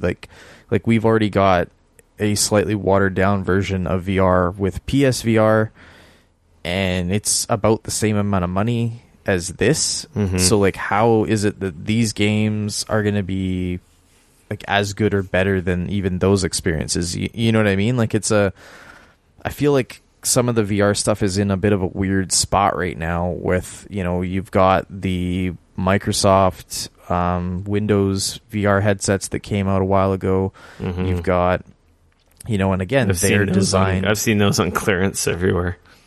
And and those are designed to kind of be this weird in between where they're not quite the full HTC they're kind of like a poor man's Oculus. Kind of. But they're the same games. It works off Steam and uses the exact same games that you'd play on Oculus. Yeah. So I don't know. It's weird, but I feel like the whole thing is kind of in a weird spot. And I don't know if it's partly just because no developer is kind of cracked that motion on the PC side of things. Yeah, I don't know. You've got the 3 different walled gardens. You got Oculus's, Microsoft's, and Valve's. Well, Microsoft's hasn't. They're not even doing a walled garden as far as their VR stuff goes. No, they have very open. But they have a launcher. Sure. I saw everybody it has a launcher, right? At my friend's house, right? They still do have their own exclusive stuff in there. Of course, they want to sell you stuff. But I think if you're developing for that, you kind of have to at least hope that it's going to help you in some way, right? I think obviously anything Valve and the Windows one can go back and forth easily, and I know that Oculus stuff can use a lot of the Valve stuff now too, but I think there's stuff that is locked in Oculus that you can't get on the other guys. Yep. But not the other way around. If you have the Oculus, you can play everything. Yes. From what I understand, but I don't believe there's anything that you can't play. To be fair, I don't own one on the PC, so yeah. A week untethered machine, I just have no interest in. Yeah. I think this is for like kiosks and stores and realtors and people that have their like custom apps and whatnot. It's like, check this out in VR, and it's like, here, they plop it on your head, and it's really simple. If you traveled a lot and you're on an airplane, I can see how that would be really actually rad too. You could watch movies sweet. And have a great big screen. Watch porn on the plane without anyone knowing. Sure. I can see your eyes roll back into your head. Yeah. No, it'd be kind of cool though. You could play vids or other stuff while being comfortable on the plane, at least. Yeah, because I mean, at least it would show like a big proper screen, right, that you could watch movies I have on yet to see that in reality, though. Someone with a VR headset out of like $400 out of a convention, but like even with like the Samsung Gear VR and all that stuff, yeah, I've still never seen one of those in public anywhere. No, I mean, I would hope not. Like, you're completely. That's the one thing I think with VR that like you are completely. Yeah, you're shutting out the outside world. Your stupid wife can sneak up on you and give you a heart attack when you're playing scary games. Yeah, exactly. Yeah. You're very shut out. So I mean, I feel like when you're out in public, the thought of putting on like this whole thing and completely separating yourself from the outside world is like just asking for like, hey, everybody, please come and mug me. I don't want my wallet or my cell phone or my keys. Or in public, anything. At least, like, yeah. At home, you're safe. Except for if your stupid wife, and she's not stupid. I love her. If you've missed that story, when Resident Evil 7 came out on PSVR, she waited for a couple opportune times that matched the gameplay to grab me while I had the headset on. So, yeah, that was fun when she gave me like mini heart attacks. I liked hearing the stories about it. Yeah, well, you saw me screaming the first time we played Kitchen. Oh, yeah. Imagine if you didn't know someone was outside in your dark room grabbing you. Ugh. Yeah. Moving along. Last week we talked about Nintendo Switch Online. Yeah. You poo-pooed on it. I was like, it's cheap, so whatever. It's going to get better in time. It's not a necessity, but hey, if you're a hardcore Nintendo fan, you already bought it before it was out. Let's be honest. It's because hardcore Nintendo fans are idiots. They'll buy anything. No, they're not. Nintendo puts no, they're out. not. Take that back. Send your hate mail to at Dane Cody on Twitter. Okay, quick rant here. No. Yes. I truly believe that if all of the quote-unquote hardcore Nintendo fans would stop just buying all the bullshit that Nintendo releases because it has Nintendo's fucking name on it, it would actually force Nintendo to stop making garbage. If nobody bought the online thing, Nintendo would turn around and go, shit, we fucked this up. Maybe by garbage, they're good. And by garbage, you don't mean their games or hardware. You mean their ass-backwards internet platforms, their multiplayer decisions, their friend codes. Exactly. Like, all their stupid Yes, like, don't get me wrong. I love my Switch. I grew up. I love Nintendo. Like, this is not me. I'm just saying, like you said, the hardcore Nintendo people have already bought into this, and it's like, why? I'm sorry to play Splatoon 2. But like, you were already playing Splatoon 2 for fucking free. Like, this is so ass backwards, and it is like, there is so many things that bother me about this like whole plan. So I wasn't poo-pooing. I just, they need to fucking wake up. They're gonna get there. Do a good job. They're 8 years behind, but they'll get there. That's what we've been saying since the fucking GameCube. They're getting there, though. This is a start. Yes, that was my eyes rolling. But yeah, like the cloud saves was just part of the service. A lot of people didn't really know how it worked, and everyone was like, "Oh, when you cancel, your saves are gone." And it's like, no, that's their stuff. They flat out came out and said initially when you're gone, so are your saves. I don't think they said anything, and I think that's what people said. That's what their write-up said. That is what their online thing. I looked it up last podcast. We talked about this. Yes, they have since come out and did a little backpedaling and a little quote unquote explaining it. And they have explained now that your cloud saves will not be deleted for 6 months after you cancel the subscription. So it's not like, oh, your saves are gone as soon as it happens, which is good.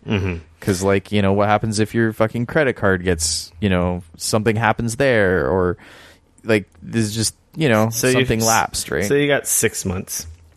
Yeah, exactly, which is great. And I'm glad that they came out and explained that. It makes sense. I don't know how it works with Xbox or PlayStation either, though. Pretty sure. Xbox, you have it. You have it. Like they just have your cloud saves forever. Essentially, as long as like you have an account, as far as I'm aware, like they keep that shit for a very long time. PlayStation Plus, I believe it's a year. They've said that they. It makes sense that there would be a limit on it, because like, why would you save gigs of data for someone if they're not subscribing? Yeah, but yeah, day of your membership lapsing, that would be the worst. Oh, there goes. There goes my 100-hour save. Whoops. On the one platform that has the highest potential to, you know, have a console get stolen or lost or broken or like. This is true. Yeah. So yes. So they have clarified they will keep your cloud saves for 6 months after an online subscription expires. So that's good. Speaking of online services and the cloud, PlayStation Now lets you download your games onto your PS4. Not all games, certain select games. You can now download PS4 games, I believe, and PS2 classics. You still have to stream PS3, and of course it's not every game, but it's a start. So they're working towards it sounding like it's being almost everyone. Yeah, so it's turning PlayStation Now in closer to Game Pass, which I'm sure they've heard tons of comments, because like honestly, I don't know a single person who has PlayStation Now. I've never even used it, just because as much experience as I feel like me and you have with using streaming platforms and services, which I feel like a lot of other podcasts have no clue how any of this stuff works. They just instantly poo-poo it. We still were like, I don't care for PlayStation Now. It's just not what I'm into. And it's expensive. Yeah, that for me is the biggest thing. Like, well, right now, it's old stuff. Right now, it's on sale, so you can actually get in on PlayStation. Right now, it's on sale. Yes. So it's like, what, $10 American a month, I believe? It was $99 for a year. Yeah. Which, like... Yeah, that's cheaper than Game Pass. Game Pass is like $140 or something Canadian a year. But Game Pass is awesome, worried, man. Like, I know, but like, it's... You've got Game Pass, you're going to have PlayStation Now, you're going to have the EA Access, their Origin Play thing, whatever, with their subscription. Like, at a certain point, you gotta step in and say, no, like, I'm not going to pay any more per month for all this stuff. Like, you got to look at it, like, in terms of games, is how I look at it. Like, we talked about the EA online or access on PC. If you're going to buy 2 EA games anyway, well, buy that for a year. You get all their games. Right. Yes, you don't have physical copies and you don't own the games, and it's all a license, and you only have access as long as you're a subscriber. Whereas if you did buy the 2 games physically, you can always play them. So there's that downside. Said, how many times do I honestly go back and play Battlefield 3 or Battlefield 4? Like, I own them, sure, I could install them, I can do that. And I mean, I'm not saying that I wouldn't, I'm just saying the chances of that happening are so slim with all the other stuff coming out. So it's like, I don't know, like Game Pass and now PlayStation Now, if they get this up to snuff to game, because I think Game Pass is, I don't know the numbers and I haven't heard numbers, but I know a lot of people have Game Pass. I think they've done a good job also of like, have a free month of Game Pass. Here's a month. Here's all our first party games are on there. Here's not a bunch of crap on there. It's installed on your machine. Download them. Yeah. No, they've done a good job. Absolutely. So that's a good first step. I should just try. I'm sure there's a free trial for it. I should just try it. But there is. But it doesn't. For me, right off the bat, with Game Pass, the value is immediate. That first party, like next week, if you're a Game Pass subscriber, you have Forza Horizon. You had Sea of Thieves when Sea of Thieves came out. You'll have Crackdown. You'll have the next Halo. You'll have Forza 7 eventually when they add it, which they said they were doing, right? Mm-hmm. Like, and then plus all, like that's where I was playing the Mega Man Legacy Collection stuff, was on my Xbox, getting trophies on my Xbox. It was gamer awesome. Score, but yeah. Sorry. Yes, gamer score. Whoops. Tomato. I mean, yeah, but I knew what you're talking about. But yeah, it's like Game Pass its value is immediately obvious, whereas PlayStation now has been like, I don't know. This is going to get it closer to having it more value, but who knows? Maybe they'll do the same first party thing if it's turning out to be lucrative enough. Yeah. At the same time, Game Pass is kind of like only exists because Xbox is playing the long game, and we've talked about that. A few episodes ago, this is their big long-term goal of being the Netflix of gaming. I could see PlayStation now working if I was possibly younger and not making like all these services are amazing for non-hardcore gamers that don't need to have the latest thing, because there's so many fantastic games on all these services. You've got more than enough content to play that would probably last you a lifetime. Yeah. Like these 50, 60, 100-hour games, there's no shortage of them on these services. So you've got enough content. So like if you don't need to be spending, in our instance, $90 per game multiple times a month. People wonder why I didn't buy Destiny 2 for Forsaken expansion. Well, yeah, it was like $60. 80 if you wanted it with the I just bought the base without the expansions. I figure I'll spend that money later. But yeah, I hear you. I saved like $40, but that's the thing. But then I'm probably gonna have to spend $50 later on. So that was exactly why I was considering buying the $80 bundle instead of paying $50 now and $50 later. It's actually $56 now and $49 later. Yeah, that's. I just bought the lower one because that exact same thing. I'm like, well, there's a lot of games coming out, and I don't really want to spend all this money. But yeah, anyway, that's cool. Hopefully, it gets better. I'll have to check it out. I do want to check it out one of these days, and I don't know. I should probably just see if I know there's a trial. But that is a big sticking point that people did not like. They're like, I don't want to stream my stuff because my internet sucks, and the internet sucks, the streaming sucks, and. So now at least you can download. Yeah, and there's less of an excuse if they get that library up to snuff. Mm-hmm. On the PlayStation train, Castlevania Symphony of the Night and Rondo of Blood will be coming out for PS4 on October 26th. This is pretty cool. Yeah, it's a digital release. It's a bundle. It's PlayStation 4 exclusive. Mm-hmm. And I beat both of these games earlier in the year. That you did. On what did I play them on? Vita and Xbox.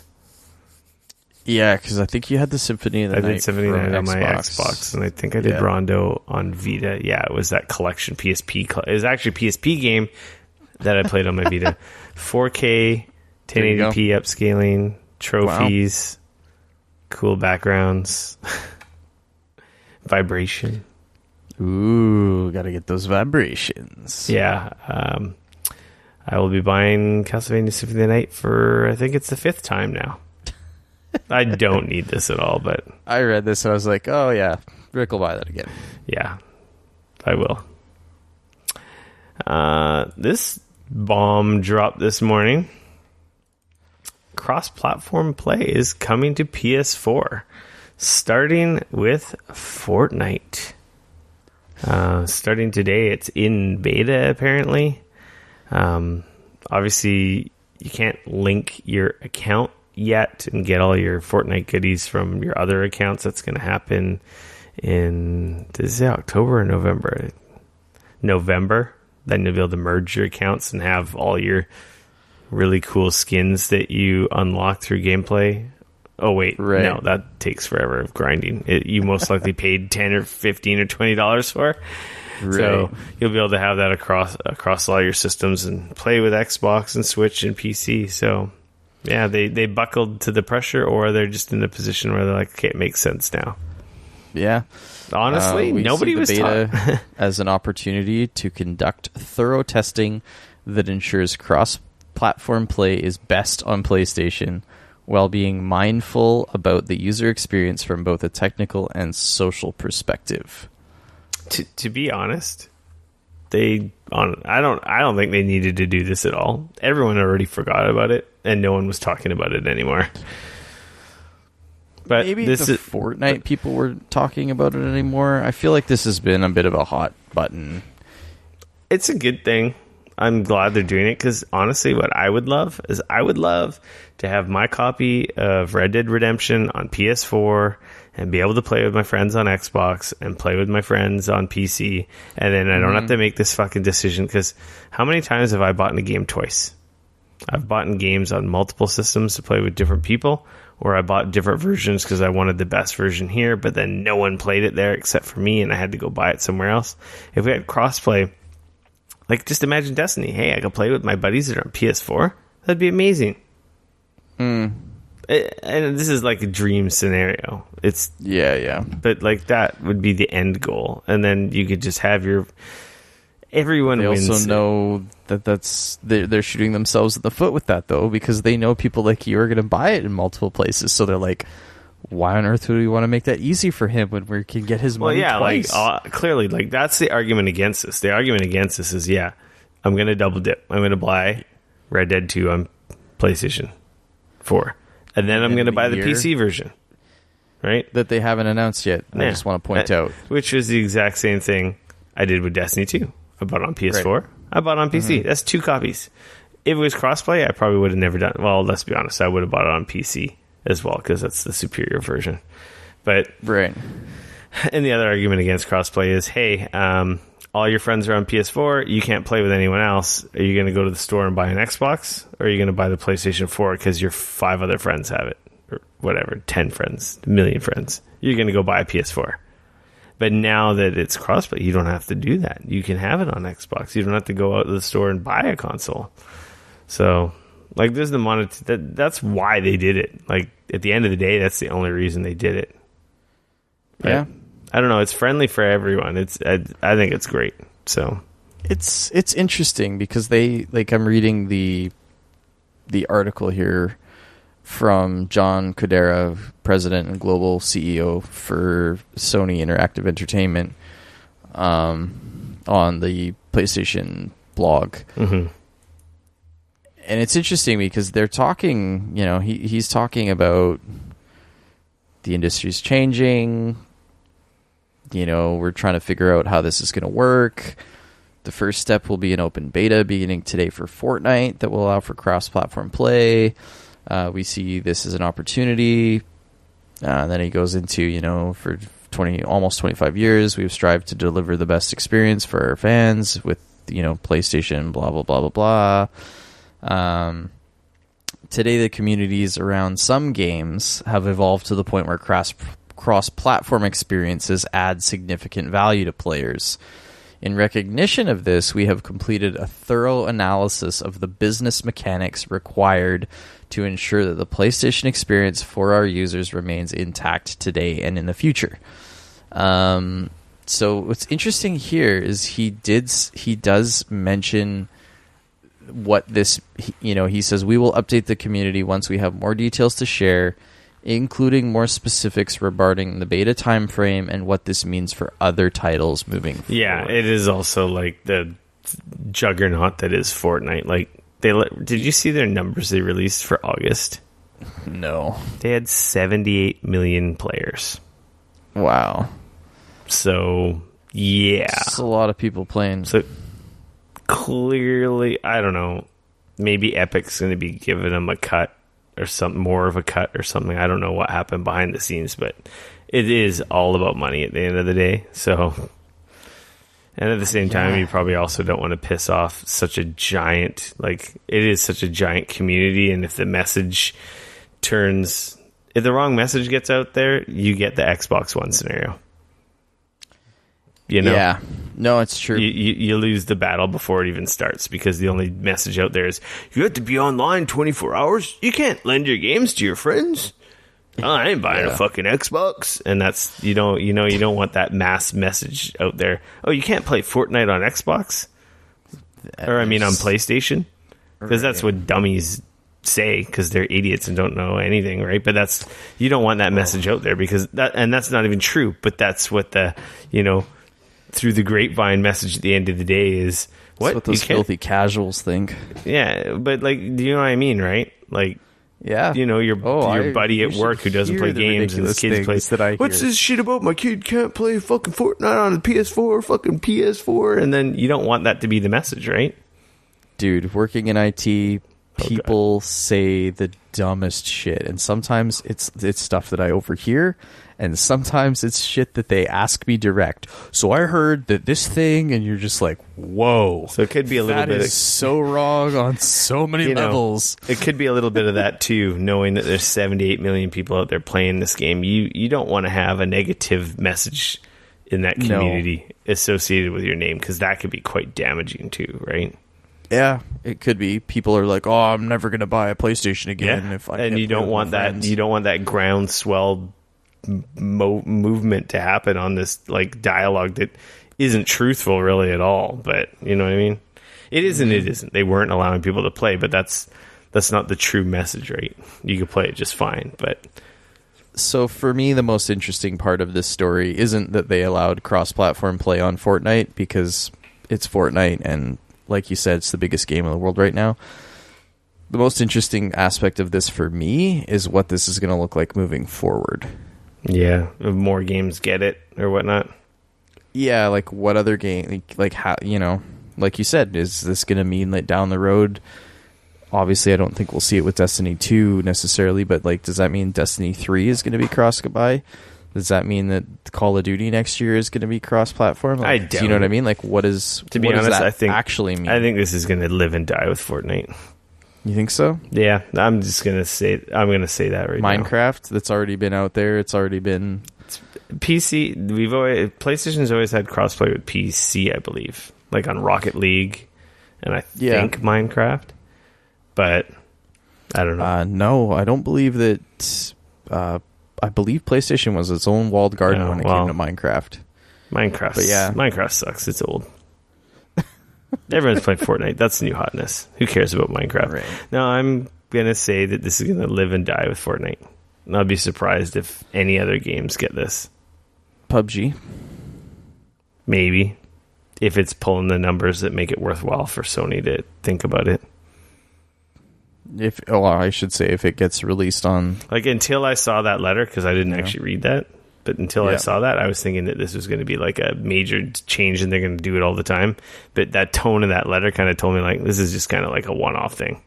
Well, it's interesting, because this morning when the story broke, and I didn't have a chance to look into it a bit more, the initial story that I read was that Sony was allowing cross-platform play for Fortnite.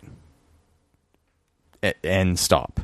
Mm-hmm. That was what they were doing. Yeah. And now, since the day has gone on and people have actually had a chance to read more and so on and so forth, it's interesting because they haven't completely slammed the door. They've left like the door open a little crack, saying like, well, we will evaluate it based on third-party titles moving forward, aka we'll see how things go. But for like you said, this could very well just be a Fortnite thing. Pie in the sky. Because Bethesda has since come out and said flat out, Fallout 76 will not be cross-compatible just because they're almost done building the game and they've built it the way that they've built it, and that's going to be that. But who knows what that'll look like down the road with other games, right? So... One can dream that I could buy a game on PC and play with everyone everywhere.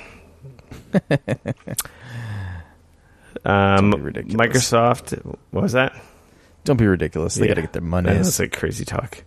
Microsoft announces the XO18 fan event, basically their version of PSX. Microsoft used to have XO events all the time. Well, not all the time, but for a few years in the, I think, early 360 generation. Okay.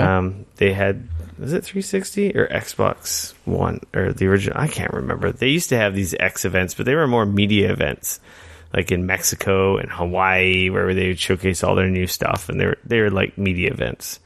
Well, apparently, this is the fourth annual Xbox Fan Fest that's happening in Mexico City. So fourth annual. So apparently, there's been one of these the past 4 years in Mexico. I have no idea. I guess. Well, they've had the Fan Fest, but I don't know. It just seems like this is like a bigger announcement than it's a 2-day event. Ooh. In Mexico, of all places, kind of weird. Well, I ain't going. I think the reason that they're talking about this one a bit more is that this one's going to be live streamed as an inside Xbox episode, mm-hmm. So fans outside of Mexico can join in on promised announcements. Oh, okay. So I think this is like the fourth year this has happened in Mexico? I guess. That's what the story sounds like. Oh, this sounded a lot cooler before. But hopefully they have cool announcements. An announcement that won't be at that. Xbox announces mouse and keyboard support. Actually, they've talked about this for a while now. So I believe... Dude, they literally announced that today. No, they talked about mouse and keyboard before, though. They've mentioned it before. They flat out said this was announced along with the mouse and keyboard support for Xbox One is coming. They literally talked about it today during the live stream. Phil Spencer announced that mouse and keyboard support is coming to Xbox One. It will be an Xbox preview in October, and it will initially be tested on Warframe. They're also working with Razer to create a Xbox One. They're partnering with Razer, for an Xbox One branded keyboard and mouse. Yeah, that will probably, my guess is, use some sort of, because I know Razer's got their like lapboard thing that you can get. My guess is it would probably be something that works along those lines. This is not the first time they've talked about it coming, though. No, this, though, they're actually saying is like on the way and coming in like the Xbox preview in October. Like, so they're saying here's a finish line as opposed to we're talking about it. Exactly. Was it E3 or it was before E3 that Phil Spencer said it was coming? And the funny thing is that maybe it was at E3. He's saying right now that it's going to be completely up to the developers. So up until this point, they've more or less said no to the developers for keyboard and mouse. So now they're allowing them the opportunity to, if they want, they can add keyboard and mouse support. Is it PS4 or Xbox already? You can plug a keyboard and a mouse in and play Fortnite. One of the two, you can play keyboard and a mouse just by plugging it in. I mean, I know for a fact the Xbox supports technically keyboard and mouse, like I believe because it runs a modified version of Windows 10. But I know one of the versions of Fortnite apparently right now, and I could be wrong, but I heard that you could plug in keyboard and mouse on one of the consoles and just play it. Huh. Oh well, that's cool. Either way, it is officially coming. Yeah, I'm part of the preview program, but I'm not plugging a keyboard and mouse in my Xbox. That's where I'm at with most of their games that are first-person shooters coming out on the PC. For me, it's like, what's the point? Maybe if I had the lapboard, but those lapboards are freaking expensive. They're not cheap. No, they're not cheap at all. Moving along, that's it for news, my friend. Normally, a couple of these stories I'm going to talk about next would be in news, but I figured these are more public service announcements, so I think they belong in the PSA section. Fair enough. PlayStation Plus announced their free games for October. Excuse me, I'm going to sneeze. We're looking at Friday the 13th, the game, and Laser League are the two big PS4 games They're also going to include Master Reboot on PS3. They're also including The Bridge, which is a PS3 game, which is cross-buy with PS4 and PS Vita. They're also doing Rocket Birds 2 Evolution, which is PS Vita cross-buy with PS4. And 2064 Read-Only Memories for PS Vita cross-buy with PS4.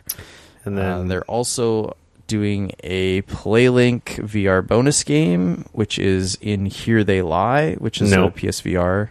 That's not a PlayLink game. That's a VR game. Knowledge of Power is the PlayLink game. Those are both still available right now. Yes. So I think those go until the end of October. They were free all of September as well. Yep. Here They Lie is available until October 2nd. I downloaded Here They Lie. I've got it installed on my machine. I've been meaning to play it, but it's a scary VR game. Exactly. The PS3 and Vita support is ending next year on PlayStation now, right? Or PlayStation Plus? Yeah, PlayStation Plus. That'll be great. I haven't turned on my PS3 in probably 2 or 3 years. Actually, that's a lie. I played a Blu-ray in it. Friday the 13th, I'm pretty intrigued. It's always been one of these, like, I hear good things and I want to play this, but I'm like, I don't want to buy it. So that's kind of cool. That's cool. Fair enough. New game. Xbox also announced their games for gold, which is Overcooked, which is awesome. Victor Vran, I have no idea. Those are both Xbox One. Stuntman Ignition is 360, obviously Xbox One back compat. And then Hitman Blood Money is 360 Xbox One back compat. Right. Overcooked's great. Yeah. I don't know about the other ones. Hitman Blood Money's not bad. It's just older at this point. Yeah. I don't know. Neither of those lineups are amazing. Maybe I give it a couple bonus points for PlayStation because Friday the 13th is relatively something new. You're interested in. Something I'm interested in, and it's newer. But I will give huge props to Xbox Game Passes. New games for October were announced. Obviously, Forza Horizon 4, Wolfenstein: The New Order, Metro 2033 Redux, and of course, there's more. Indiana Jones, the original adventure, Lego Indiana Jones, Shantae, Half Genie Hero, Shanty, so good. Split Second. Game Pass is awesome. And those are some awesome games, and no one has an excuse not to try Forza Horizon, even if you just get a month. Use the 14-day trial. Yeah. That's it for public service announcements. Free-for-all section. You were going to talk about this last week, but we kind of ran out of time. We did. You got a new headset. Also, it also worked out that I wanted to spend you only more had time it for a with couple days at that point, right? Yeah. Due to my involvement down at StacyCon, I was lucky enough to actually win a headset as part of their awesome giveaways that they were doing for being a part of the experience. So I managed to get the Corsair HS70 wireless headset. It's compatible with PC and PlayStation 4. It's got a little wireless dongle, so it is a USB. It's got like a little USB dongle. That doesn't work on Xbox, though? I don't know 100%. I know the little booklet says PS4 and PC. So you're wearing that headset right now, right? I am. And I don't know, like, to me it seems like it would probably work on Xbox One as well. But I have not confirmed that. Does it have a mini jack in? It does not. It doesn't. No. So you can't use the it interesting with anything thing else, then. About this headset is that it is only wireless with their dongle. It doesn't have you can't mini jack in. It does have a removable microphone. So when it's dead, though, you can still use it with a USB plugged into it to charge it? Yes. Yep. It uses just a regular micro USB cable to charge. And if you download their Corsair IQ software. Nah. It will give you it. So if you download their IQ software, that's how you get surround sound out of the headset on PC. The 7.1. It does virtual, like the virtual 7.1 surround sound. If you don't have the software installed, then it won't. You'll get just stereo. So when it comes to PS4, it's just stereo. It doesn't do any of the... you don't get any of the surround sound stuff on PS4. It does have a removable microphone, so it plugs in underneath on the left-hand side. It's just like just a jack, so which is kind of nice because you can unplug it, and like I'm not using it right now. And that's nice. It's got like a little toggle on it, so you can hit the button and turn the mic on and off.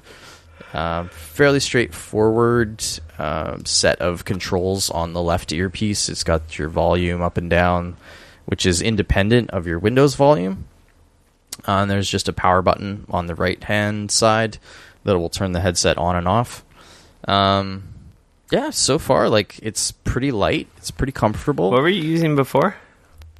I actually have a couple different headsets here, but generally I use the Razer Caracas at home. It's just a wired headset. I like the audio quality, and it seems to be pretty comfortable. I also have a set of the Razer Krakens at work, which I like quite a bit. I find when they're new, they're a little bit tight on my head, but after they... Well, you do have a big head. Warm in a bit. I have a tiny head. That's the weird thing. But these Corsairs, they fit nice. They're like, they look for wireless nice. headset. They're really light, which I like, because a lot of the wireless headsets, they feel heavy over my ears. It's got kind of the like leather feel around the earpieces, which is nice. I find it breathes pretty good.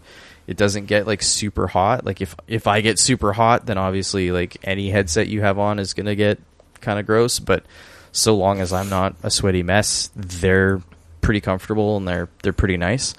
Audio quality seems pretty good. I won't lie, I haven't noticed anything that was like either holy crap, this sounds amazing, or holy crap, that sounds real bad. Moving from my previous headset to these, like it's been pretty like, yeah, that sounds pretty much as I would hope.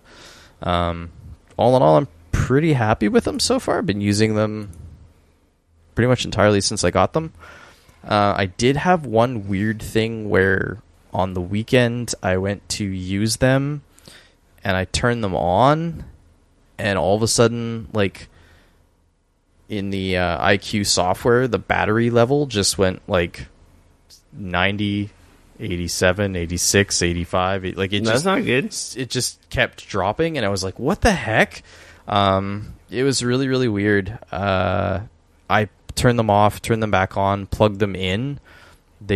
According to the software, they discharged almost all the way down to like 10% or something, and I plugged them in, and I used them, and then I left them plugged in until they were green, and I unplugged them, and they've seemed to have been fine ever since. So I don't know if that was like a weird software glitch. Also, when I first got them, I plugged them in, and in their software, there was a firmware update that I was like, okay, cool, and that did not go smoothly. Luckily, like, it was weird. I downloaded the newest version of their IQ software, and then I tried to do the firmware update on the headset, which then failed. So then I was super worried because, you know, usually when you have a firmware update that gets halfway done and then fails, you usually brick a product, which sucks real bad. So yeah. So I was a little bit concerned, but then there was another button in the software itself to check for updates. And apparently, even though I downloaded the quote-unquote newest version of their software, apparently there was a newer version. So I downloaded and installed the newest version, and there was a force update button for the headset in there, which I was able to do, which then forced the update on the headset, and it did work after that. and they've been pretty good ever since. So, moral of the story, update your shit. Pretty happy with, but their software kind of sucks. So, yeah, we'll see how it goes. But so far, like I said, pretty happy with them. I'm gonna keep rocking them.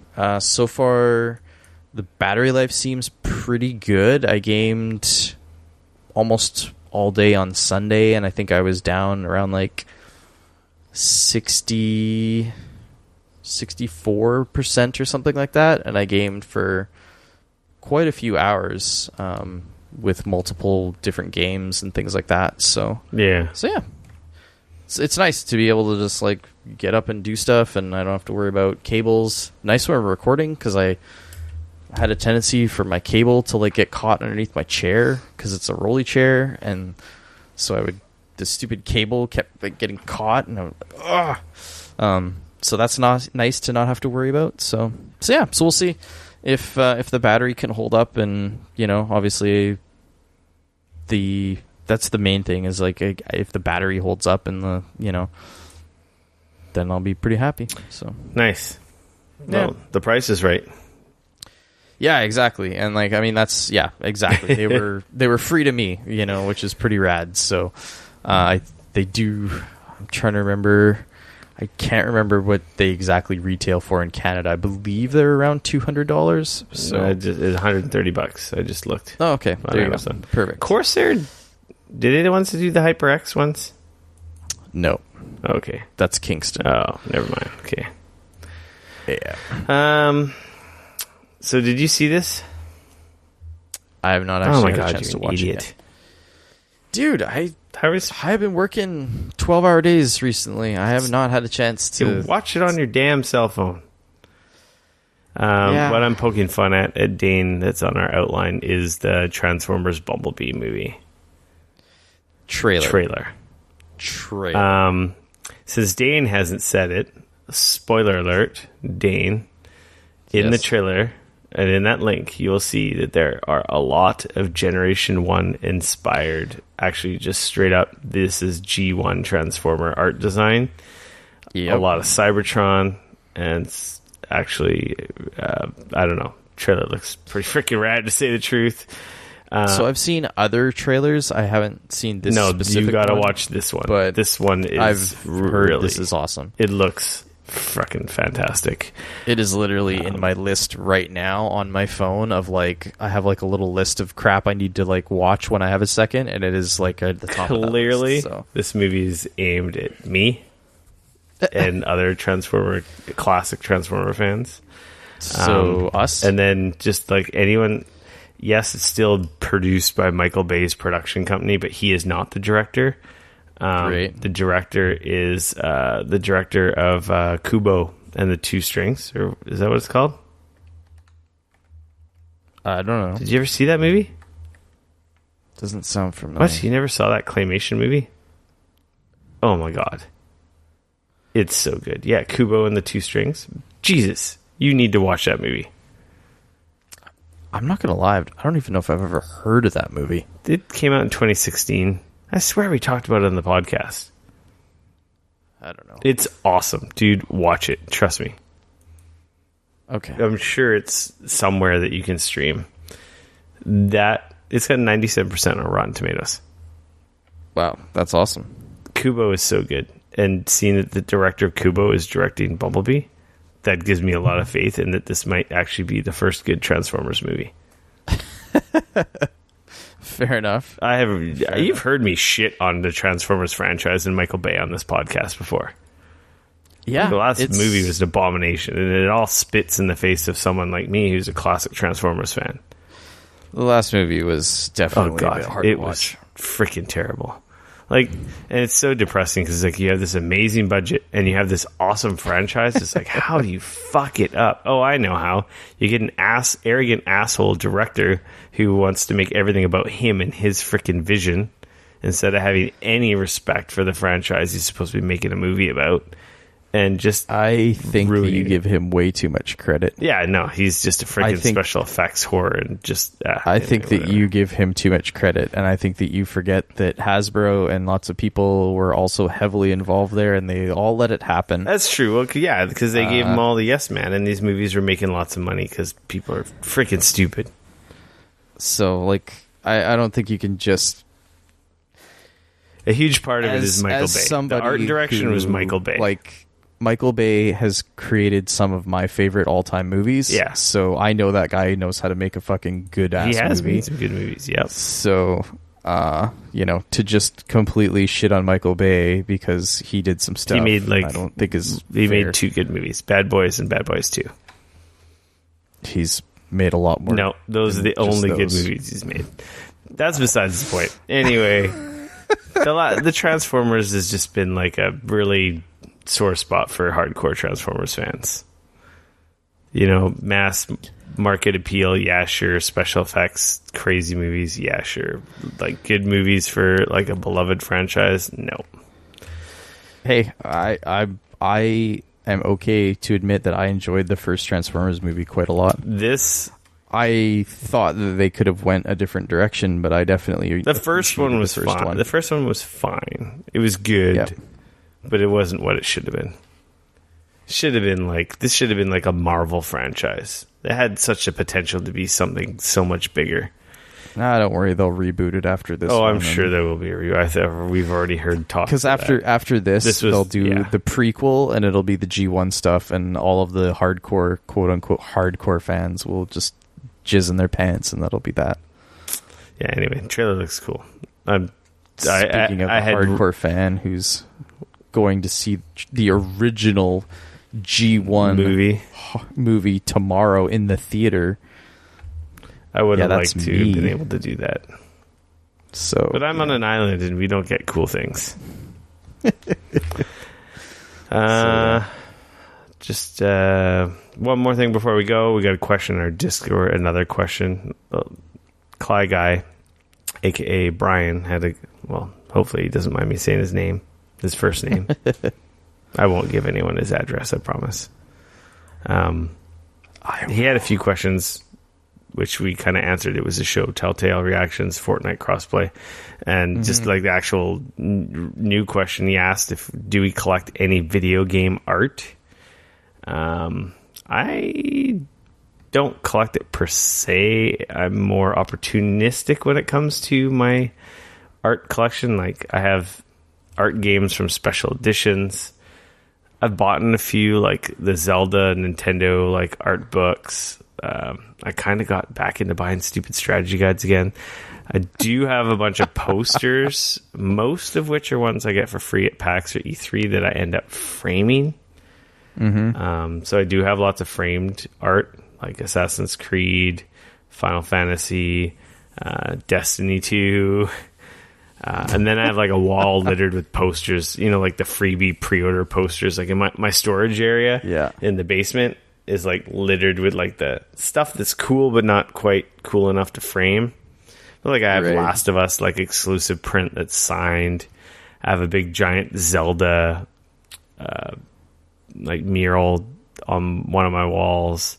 I have that cool Marvel like art. It's not necessarily a video game, but mural in my office as well. So I don't really per se collect it on purpose, but I do have a bunch of framed. Like when you frame it, it looks cool. When it's just on the like in my storage area, when it's just a poster on the wall, it doesn't have quite the impact. But as soon as you put it in a frame, it's like, yeah, this is dope. Yeah. The easy answer is no from me. I have a couple comic book posters, very similar to like. They were original prints that got blown up, and they're a little bigger and they're framed. Outside of that, no. Yeah. For me, it's got more to do with the space and walls, and like I live in a 790 square foot apartment. It's not exactly.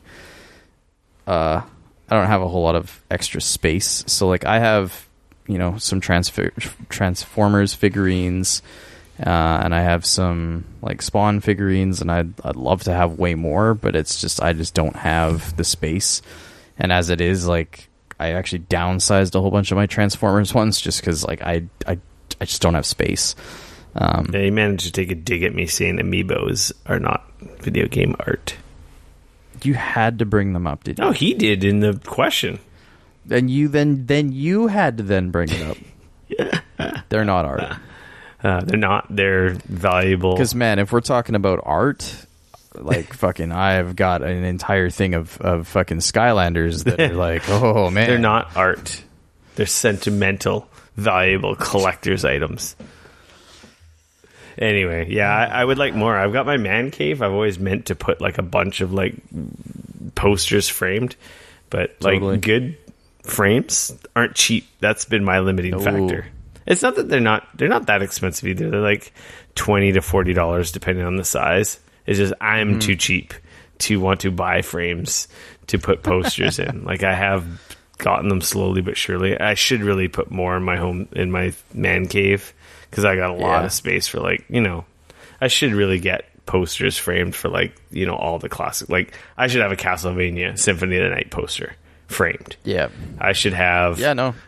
There's some rad stuff that I would love to have. Not just like video game posters and stuff, but like actual art from like artists. Oh yeah. Video like game stuff I saw some of to have. They weren't video game related, but Brian, who asked this question, he posted a few weeks ago. He was at, I think a Comic-Con or a trade show or like a toy show where he's from, and he had a bunch of like Transformers art, and that stuff was freaking amazing. Yep. But it's also at the same time, it's like $200 in art or a collector's edition of this game plus this and that. It's like, it's always like I want it, but it's like the list of wants before that, as cool as it is, the list in front of getting that stuff is higher. So a lot of the stuff I've got has been very opportunistic. I did buy the Destiny posters, but they weren't very expensive. Yeah, I know. Daddy needs a new video card. Yeah. So, with that, Dane, I'm going to say we have that's a show in the gigabits in your ear holes, episode 174. You can follow me or reach out to me on the internet on Twitter at RickF. You can always come bug me on Twitter at Dane Cody at DAYNECODY. Make sure to follow us on Twitter at Geekoholics. Like us on Facebook at Geekoholics. Subscribe to us on YouTube at Geekoholics. What do they call it on Instagram? Is it just following? Yeah, I think it's just following. Yeah. Follow us on Instagram at Geekoholics as well. Not that I post there that often, but hey, we're there. Maybe what I'll do is I'll post some photos of my art on Instagram. So there you go. It's a good idea. Do we have any housekeeping?